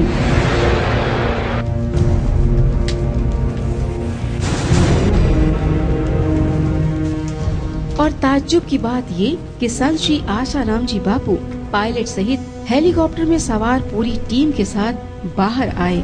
ये बात सचमुच अपने आप में अजूबी है। एलजी दिख रहा है? घटना आपको दिख रहा है? थोड़ा उधर चले जाओ ना, अच्छा दिखेगा। यही चर्चा करता दिखा कि इतना बड़ा चमत्कार संभव ही नहीं है। किसी चमत्कार से कम नहीं है ये तस्वीरें। आप देख सकते हैं जिस तरीके से हेलीकॉप्टर क्रैश हो रहा है, उसके बाद किसी का बच पाना बहुत मुश्किल होता है, लेकिन आसाराम बापू बिल्कुल सुरक्षित है। 10 सेकंड में एक हादसा और एक चमत्कार। एक हेलीकॉप्टर आसमान से जमीन में गिरा और चूर चूर हो गया, लेकिन उसमें सवार लोग सब कुछ सही सलामत बच गए। जानते हैं उस हेलीकॉप्टर में कौन सवार था? आसाराम बापू। संत महात्मा जी साथ में थे, वैसे भी उनका आशीर्वाद थ्रू आउट उनके में था। तो उनके आशीर्वाद से, संत महात्मा की आशीर्वाद शक्ति से, भगवान की कृपा से किसी को भी कोई चोट नहीं लगी। सब लोग जो है सेफ हेलीकॉप्टर से बाहर आए, और ये करिश्मा है। आशाराम बापू जी जो हैं उनका शक्ति है, ये तो भगवान ही जानता है, बट ये है कि हम लोग सेफ हैं। दरअसल हेलीपैड पर उतरने से 100 फीट पहले ही हेलीकॉप्टर में तकनीकी खराबी आ गई थी, जो पायलट की समझ से बिल्कुल बाहर थी। पायलट का हेलीकॉप्टर पर नियंत्रण नहीं हो पा रहा था, मगर इन्हें मालूम था कि इनके साथ साक्षात भगवान बैठे हैं, इसीलिए कोई भी अनहोनी बिल्कुल असंभव है। और हुआ भी यही। हादसे की झलकियां देखकर अच्छों को ताज्जुब हुआ कि ऐसा संभव है भी कैसे। तो पब्लिक के बीच हेलीकॉप्टर में हाईली इन्फ्लुएबल व्हाइट पेट्रोल का इस्तेमाल होता है, जो जरा सी चिंगारी पाकर भड़क उठता है और आसपास के पेड़ पौधे तक जला डालता है। लेकिन यहाँ संत श्री आशाराम जी बापू इस जख्मी हेलीकॉप्टर से न केवल सुरक्षित बाहर आते हैं, बल्कि सत्संग स्थली पर पहुंचकर मस्त सत्संग भी करते हैं। आनंद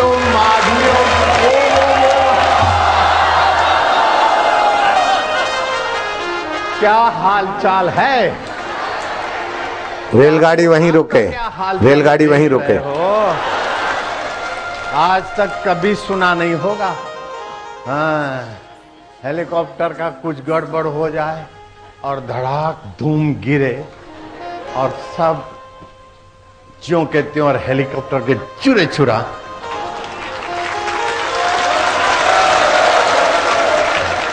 ये भगवान के मंत्र जाप की जो स्थिति है ना, अकाल मृत्यु हंती च, वो इतना जप हो जाए तो उस व्यक्ति का कहीं किस गाड़ी में, जहाज में, बस में, बाइक पे वो बैठा हो तो उसके मंत्र जाप की संख्या के प्रभाव से दूसरे यात्रियों की भी रक्षा होती है, उसका प्रत्यक्ष हो गया।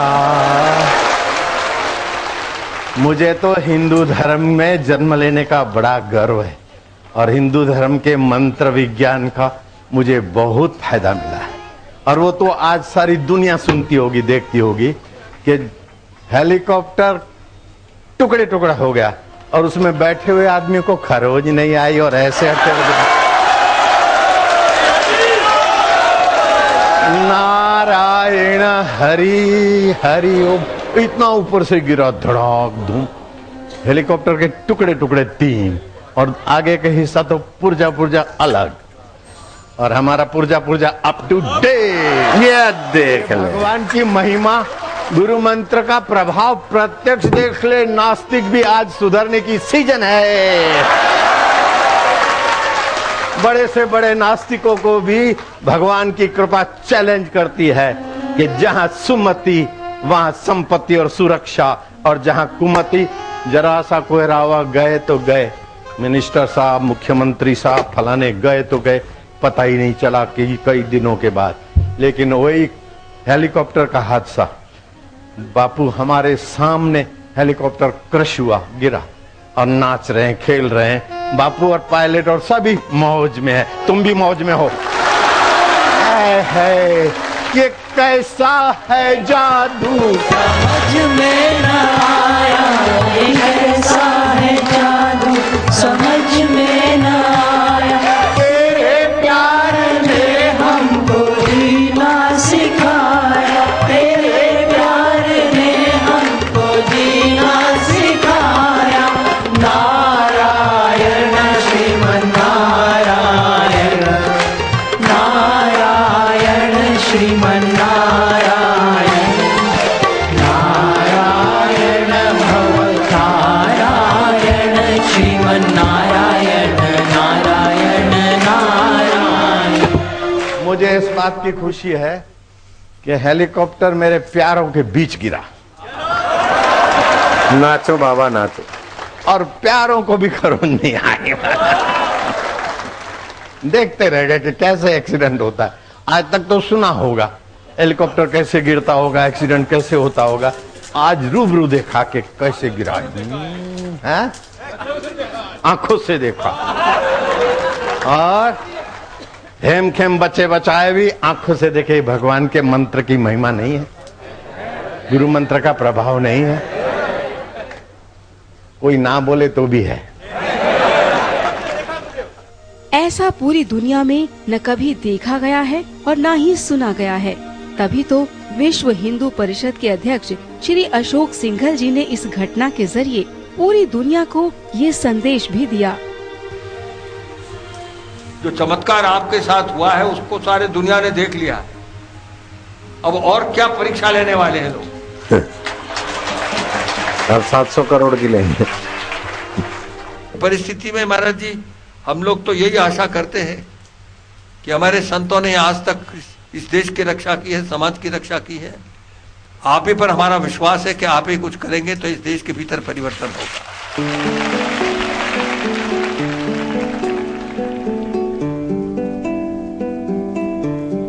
दुनिया भर में फैले करोड़ों साधक अपने प्यारे बापू को बहुत अच्छे से पहचानते हैं, लेकिन दुनिया ने अब जाना है कि ब्रह्मज्ञानी संत को आम व्यक्ति नहीं समझा जा सकता। इसीलिए कई माननीय व प्रतिष्ठित व्यक्तियों ने इस घटना पर हैरानी जताते हुए बहुत सत्कार भी किया। हिंदुस्तान के स्पीकर वो चले गए हेलीकॉप्टर से, अरुणाचल के चीफ मिनिस्टर चले गए, पता ही नहीं चला कहाँ हैं। और बड़े हादसे हुए हेलीकॉप्टर से जो आज तक बचे नहीं। ये एक बापूजी का जो एक तप है, बापूजी के साथ जो हिंदुस्तान के अंदर, दुनिया के अंदर लोगों की आस्था है, वो एक तप और वो एक शक्ति जो है, उसका परिणाम जो है सब दुनिया के लोगों के सामने आया है। चमत्कार है, ये चमत्कार है, क्योंकि आज तक बचा ही कोई नहीं, हेलीकॉप्टर से तो कोई बचा ही नहीं। तो मैं ऐसे देख रहा हूँ, जब रात को हेलीकॉप्टर मैंने देखा तो मैं हैरान था कि बापूजी कैसे बचे होंगे, पर वो चमत्कार, एक करिश्मा हुआ कि इतने हेलीकॉप्टर के टुकड़े हुए और बापूजी बच गए। ये एक चमत्कार है।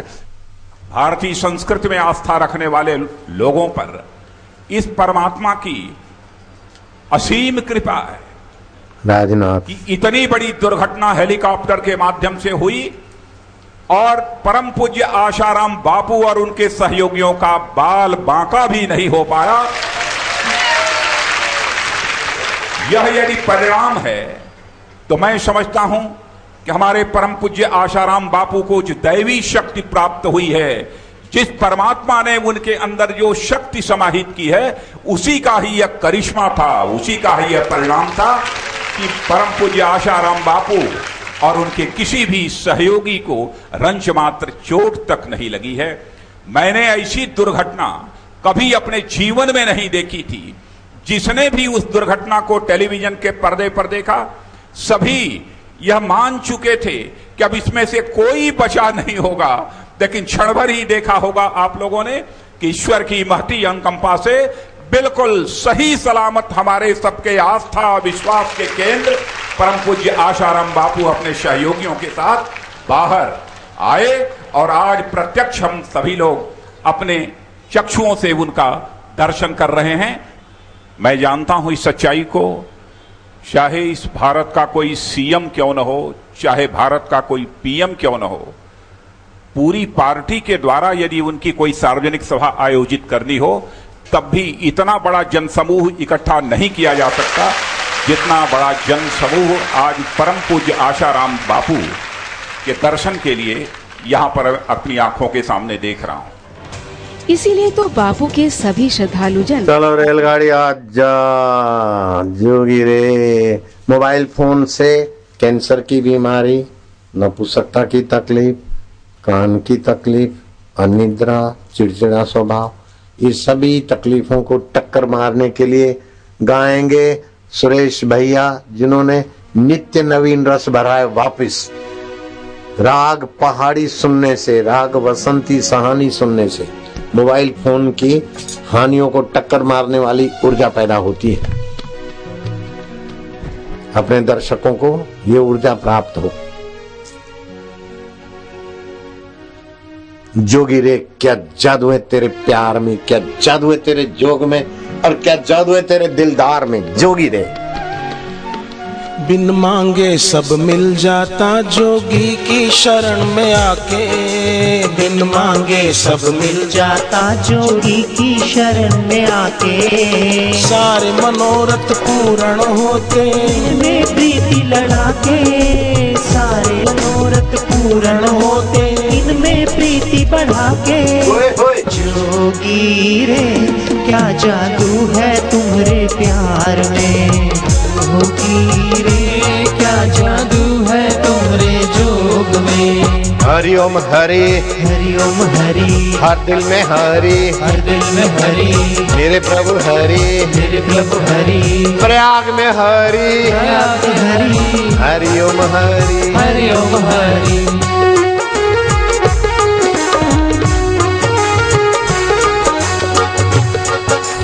हर एक बात निराली इनकी, हर एक अदा अनोखी। बोली तक हाँ। हर एक बात अभी हमारे साधक हैं, जज हैं, लेकिन आप हाई कोर्ट के जज बन ही रहोगे और फिर यशस्वी जज। वैसे भी आपकी जजमेंट को जल्दी कोई ललकार नहीं सकता, ललकारता है तो सफल भी नहीं होता। आपका एक्सपीरियंस है दीक्षा के बाद, पावरफुल जज।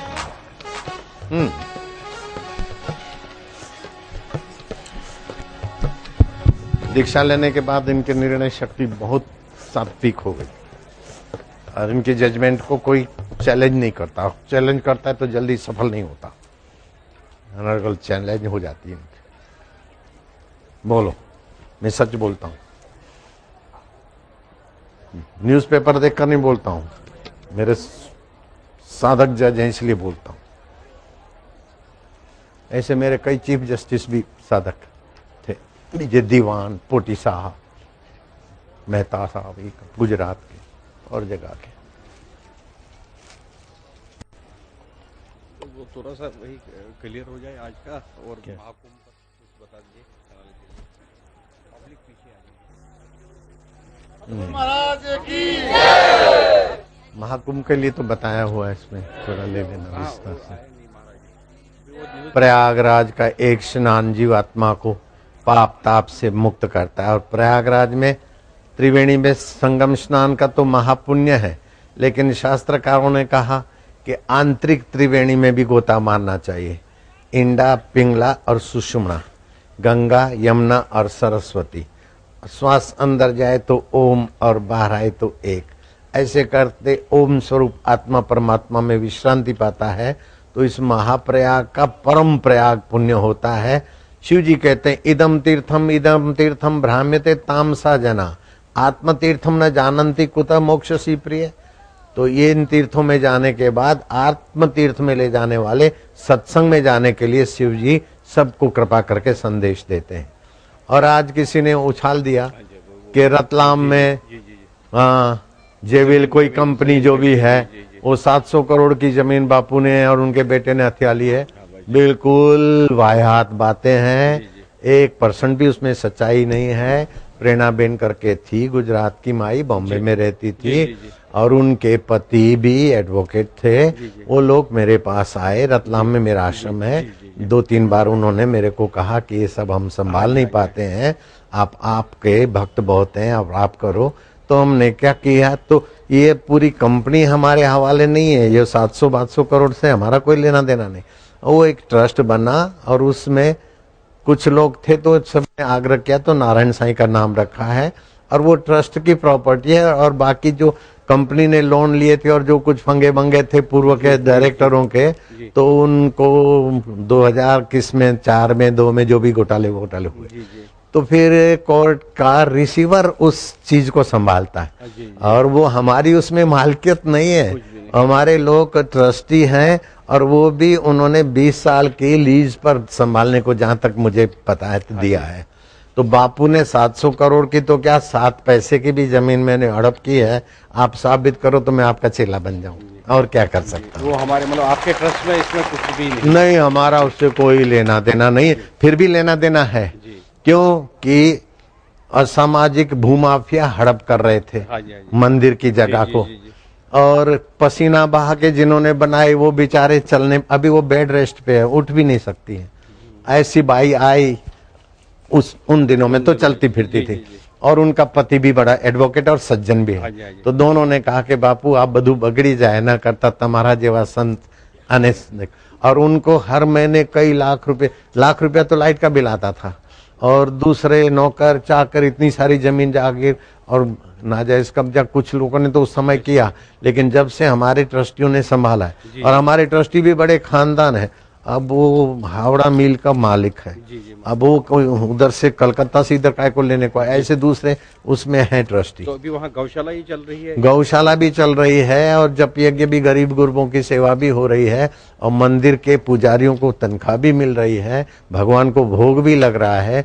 और जो विकास करना था तो वो वहाँ उनके जो डायरेक्टर हैं और हमारे डायरेक्टर और ट्रस्टी हैं, मिलजुल के उसका करें तो भी ठीक है। अगर इन्होंने जो जैसा किया आपस में मिलजुल के किसी को कब्जा चाहिए तो वो कब्जा भी ले लो, हमारा तो उसमें है नहीं, हमारे ट्रस्टी भी हमारे आज्ञाकारी है। ये बापू, ये सभी लोग भारत के इतने महान संतों के पीछे क्यों लगे हैं, इनको एक्सपोज करने के? अरे वो पीछे लगे हैं तो उनको नहीं चाहते हैं कि यहाँ हिंदू धर्म का प्रचार हो, प्रसार हो, हिंदू धर्म के पूछे और अच्छा लोगों को फायदा मिलता है। देखिए यंग लोग यहाँ सभी बैठे हैं, ये 18, 19 साल के लोग बैठे हैं। हाँ। किसी शराब खाने में जाने से अच्छा है कि वो सत्संग में यहाँ आ रहे हैं, उनमें चेंज आ रहा है, बॉयफ्रेंड गर्लफ्रेंड बना के। हाँ, तो बहुत हाँ। अच्छा है। इतने सब लड़कियां भी है, लड़के भी है। दिल्ली में भी इतना बड़ा वो हादसा हुआ, लेकिन यहाँ अच्छा एटमॉस्फेयर, एक अच्छा ऑरा है, एक एनर्जी यहाँ दिख रही है। तो लोगों को ये क्यों नहीं पचता, ये क्यों नहीं वो हजम कर पाते हैं? देखो, क्या रीजन क्या है? हिंदुस्तानियों को तो पचता है, लेकिन जो धर्मांतरण वाली एजेंसियां हैं उनको विदेशों से पैसा आता है, और अभी भी 2-4 उन्हीं के एजेंटों ने कुछ काली वाली पोछी और प्रचार कर दिया कि कुंभ मेले में बापू नहीं आएंगे, और अपने लोगों भी फिर हैं तो हिंदुस्तानी, लेकिन बाप बढ़ाना भैया सबसे बड़ा रुपया हो, इसी से बेचारे करते हैं। और तुम लोग दिशा चैनल वाले उनकी लाइन में नहीं आ रहे हो, इसीलिए मेरी सच्ची खबर पहुंचा रहे हो। हम आए इसीलिए आपके पॉजिटिव, हम चाहते हैं कि मतलब जो सही बात है वो लोगों तक पहुंचे, क्योंकि बाकी तो बाबलाना भैया नेगेटिव न्यूज डालते हैं। जो सही वो बात 4 साल से न जाने क्या क्या डाल रहे हैं, और एक भी उनकी नेगेटिव न्यूज साबित नहीं हुई। अभी हम मथुरा में भी आपके पास आए, दिल्ली में भी आए, यहाँ भी है, तो आपकी हजारों की भीड़ नहीं, लाखों की बोलना पड़ता है, लाखों की है, वो तो बराबर है। और यूथ ज्यादा जुड़ा है, यंग लोग जुड़े हैं बिल्कुल। हाँ, मेरे 17,000 बाल संस्कार चलते हैं, तो वो बालक से जुआन ही तो होते हैं, और ऐसे ऐसे युवकों की जिंदगी बदली हुई मैंने देखी कि मुझे इस उम्र में भी उनकी बदली हुई जिंदगी की खुशी से तबीयत टनाटन रहती है। बोलो बाबू, ये जरूर क्या ये अब ये समय आ चुका है क्या भारत में कि जहाँ पर जितने भी बड़े संत महात्मा हैं उनको एकजुट होके इस षड्यंत्र का मुकाबला करना चाहिए? समय तो आया है। अंग्रेज भारत छोड़ो गांधी जी ने कहा, जी बाबू। उस समय गांधी जी का खूब विरोध हुआ, लेकिन अंग्रेज को भारतों से भागना पड़ा। ऐसे ही ये साजिश वालों के लिए समय आ रहा है, और जब ऐसी पुकार होगी तो साजिश वालों को बेचारों को भारी पड़ जाएगी। इसलिए हम चाहते हैं कि ऐसे ही सुधर जाएं, संभल जाएं। सुधरने की संभलने की सीजन है। हरि ओम।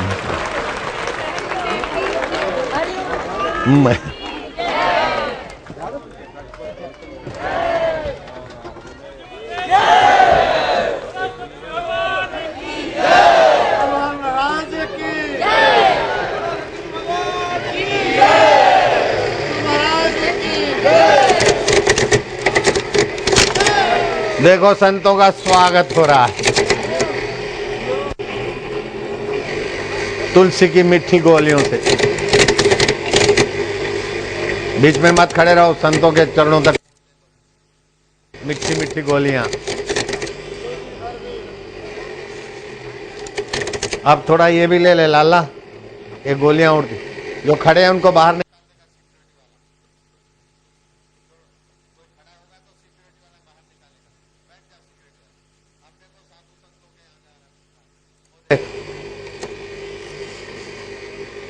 इधर से लेना बेटे, इधर से और उधर जहां गिरती है वहां।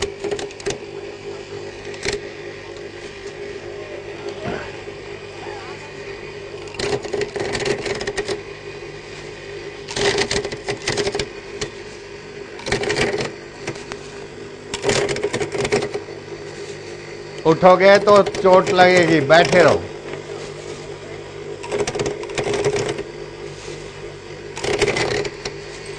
बैठे रहो, आपके गोद में गिरेगी। ये मजा आ गया। चलो, अब माइयों का भी तो वारा है।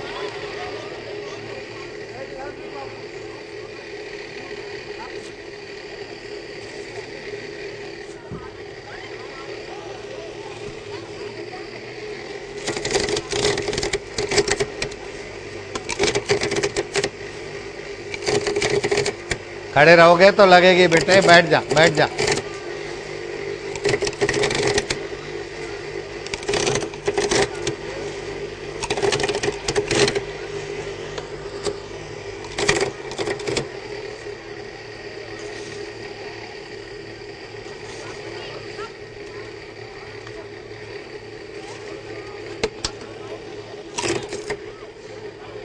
हाथ से फेंके उससे 20 गुना इसमें फास्ट है, ज्यादा लोगों को पहुंचता है। अब रेलवे भक्ति धाम पीछे के भक्तों के बीच मुझे पहुंचाएगी।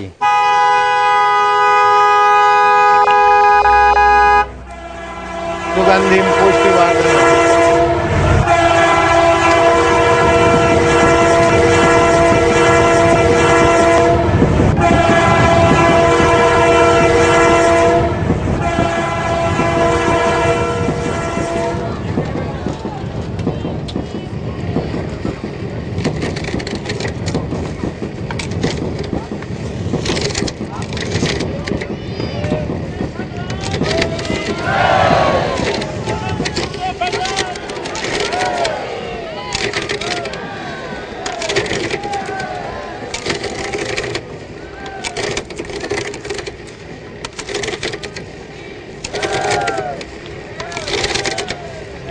एक झलक मेरे जोगी की बस भाग्य बनाए, एक झलक मेरे जोगी की बस बिगड़ा भाग्य बनाए। कितनी बड़ी हो चाहे मुसीबत यहाँ न टिकने पाए, कितनी बड़ी हो चाहे मुसीबत यहाँ न टिकने पाए। जोगी रे क्या जादू है तुम्हारे प्यार में, जोगी रे क्या जादू है तुम्हारे जोग में।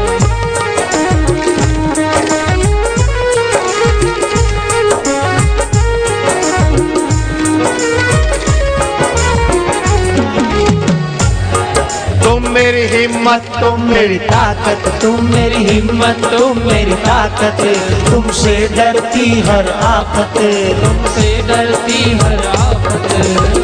बिगड़ी तू सबकी बनाए ओ जोगी, बिगड़ी तू सबकी बनाए मेरे जोगी। जोगी रे क्या जादू है तुम्हारे प्यार में, जोगी रे क्या जादू है तुम्हारे जोग में।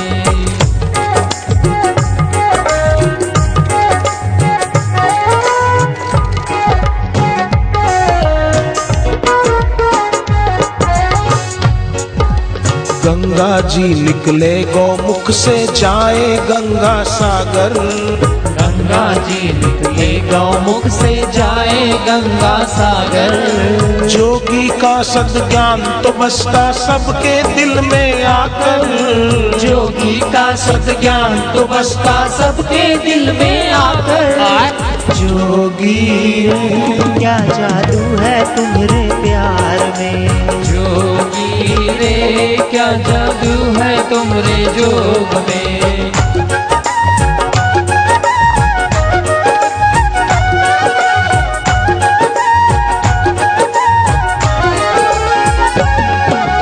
गंगा देती शीतलता और जोगी शांति देते, गंगा देती शीतलता और जोगी शांति देते। दोनों ही दुख पाप हरे बदले में कुछ ना लेते, दोनों ही दुख पाप हरे बदले में कुछ ना लेते। ओए होए जोगी रे क्या जादू है तुम्हारे प्यार में, जोगी रे क्या जादू है तुम्हारे जोग में।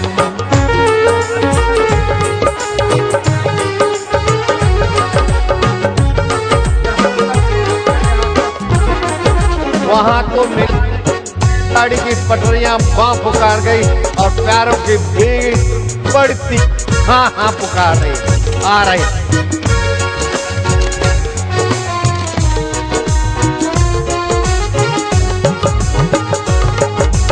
हर एक बात निराली इनकी, हर एक अदा अनोखी, हर एक बात निराली इनकी, हर एक अदा अनोखी। मिट जाती है हर परेशानी एक झलक जो देखी, मिट जाती है हर परेशानी एक झलक जो देखी। जोगी रे क्या जादू है तुम्हारे प्यार में, जोगी रे क्या जादू है तुम्हारे जोग में।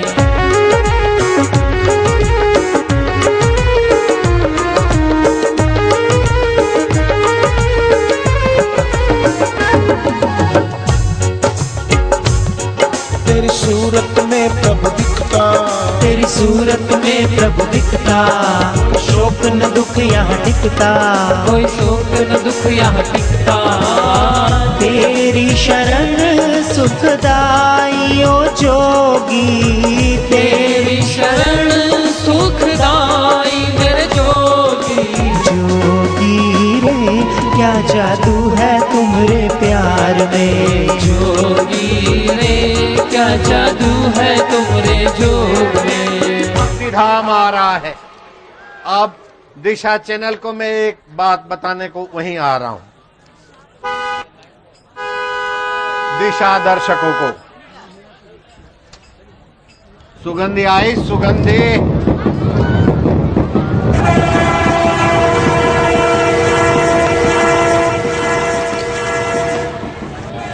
तुमसे डरती हर आफत, तुमसे डरती हर आफत।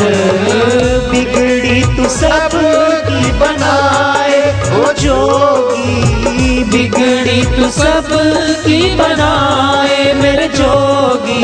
जोगी रे क्या जादू है तुम्हारे प्यार में, जोगी रे क्या जादू है तुम्हारे जोग में।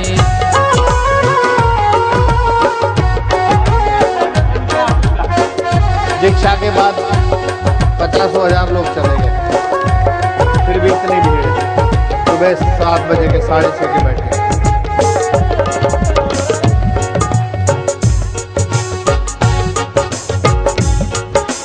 दुर्बलता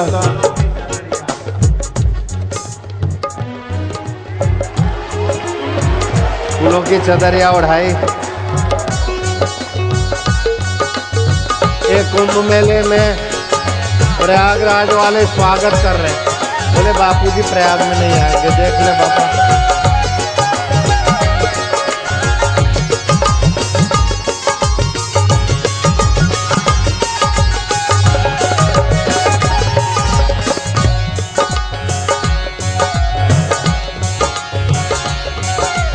देख के रूप सुनहरा इनका दिल,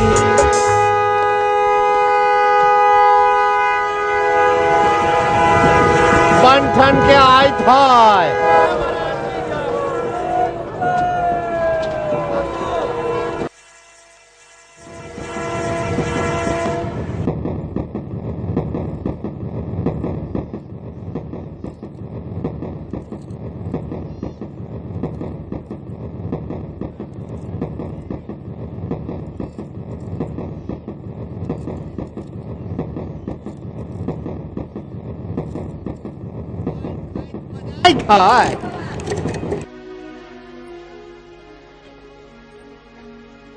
ये प्रयाग वाले, उत्तर प्रदेश वाले क्या क्या पहनाई था।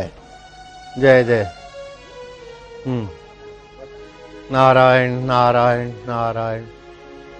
अभी तो आपने वो नोट किया होगा कि 14 फरवरी को 316 करोड़ का दारू, कई बच्चे बच्चियां घर छोड़ के चले जाते, कई आत्महत्या करते।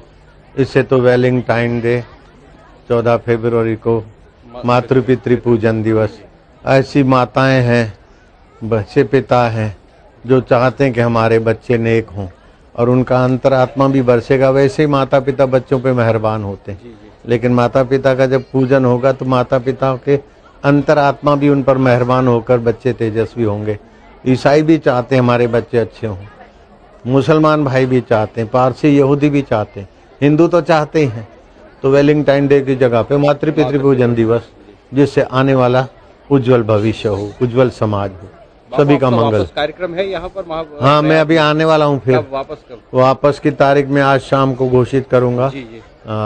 मौनी अमावस्या को तो आना ही आना है 10 फरवरी के आसपास, लेकिन 6 से 10 का तो पक्का ही है, 8, 10 का, 12, 15 का मैं सब जगह पहुंचना है ना, इसलिए भी घोषित कर दूंगा। लेकिन आऊंगा दोबारा बिल्कुल। और उसके पहले भी हो सका तो मैं शिवरात्रि के दिन होली का रंग यहाँ छांटना शुरू कर दूंगा। हाँ, प्रयागराज में, क्योंकि रंगों से बहुत नुकसान होता है। अंग्रेजी रंगों से कोई ऐसा रंग निर्दोष नहीं है। कोई कैंसर देता है, कोई चर्म रोग देता है, कोई आंखों की तकलीफ देता है, कोई दमे की तकलीफ देता है। सिल्वर रंग में भी ऐसे ही। इसलिए पलाश के फूलों के रंग से ही होली आपके दर्शक और दूसरे लोग खेलें, ऐसी मेरी सलाह है सबको। पलाश के फूलों के रंग से अपनी रोग प्रतिकारक शक्ति बढ़ती है, सप्त धातु और सप्त रंग संतुलित होते हैं, तो गर्मियों के दिन में हमारा शरीर स्वस्थ रहता है। और होली के बाद 15 दिन तक नीम के कोमल पत्ते एक काली मिर्च के साथ चबा के खाने से रोग प्रतिकारक शक्ति बढ़ेगी। होली के बाद 15 दिन तक बिना नमक का अथवा कम नमक का भोजन खाएं और चंद्रमा की चांदनी शरीर पर पड़े। और कभी भी महिलाओं को सीजरन नहीं कराना चाहिए। गाय के गोबर का रस 10 ग्राम दे दो, अपने आप प्रसूति होती है। अगर नहीं हुई पौने घंटे के बाद फिर से दो, आराम से होती है। अगर गाय का गोबर उपलब्ध नहीं है तो ओम झंबला झंबला जप करने से देवियों को प्रसूति आराम से होती है। और भाइयों को, बहनों को, सभी को संतुलन बना रहे ऐसा जीवन जीना चाहिए। कानून का दुरुपयोग ना हो। कानून का दुरुपयोग करके दहेज के नाम पर कई निर्दोष सासुएं, ससुरे, पति और परिवार वाले फंसते। द्रौपदी ने अपने बेटों की लाशें देखी तो द्रौपदी की कितनी पीड़ा हुई होगी, कल्पना करो। द्रौपदी की पीड़ा देखकर श्री कृष्ण और अर्जुन अश्वत्थामा को बड़ी मेहनत करके जीवित पकड़ लाए। बोले इसका सिर काटे और उसके सिर पर तू पैर रख के स्नान कर, तेरे शोक को मिटा, अथवा तो इसको जिंदा गाड़े और उस पर तू स्नान कर अपना शोक मिटा। तो भारत की नारी, महान नारी भारत की क्या कहती है? मुच्यताम मुच्यताम। मेरे बच्चे की मृत्यु हुई, मुझे पीड़ा होती तो ये भी किसी का बच्चा है। माइयां माइयों के लिए मुसीबत क्यों बनाएगी? किसी पर कोई कड़क कानून बनता है और किसी पर गलत केस हो गया और कोई भाई मुसीबत में आया तो उसकी माँ, उसकी बहन, उसकी बुआ, कई बहनें तो जुड़ी हुई हैं। तो माइयों के रवैये से और माइयां दुखी ना हो, भाइयों के रवैये से और भाई दुखी ना हो, मेरा कहने का भावार्थ ये था। और फिर हम तो चाहते हैं कि आपके अंदर दैवी गुण, सात्विक गुण भरे हैं, उनको विकसित करो। आपका स्वस्थ शरीर रहे, इसलिए घर घर में पौधा तुलसी का हो और तुलसी की जो सूखी लकड़ियां उसको संभाल के रखो। पड़ोस में कहीं स्वर्गवास होता हो तो उनको मंगलमय जीवन मृत्यु पुस्तक दो, 1.5 रुपए की मिलती है। मृतक व्यक्ति की सदगति कैसे उसमें लिखा है।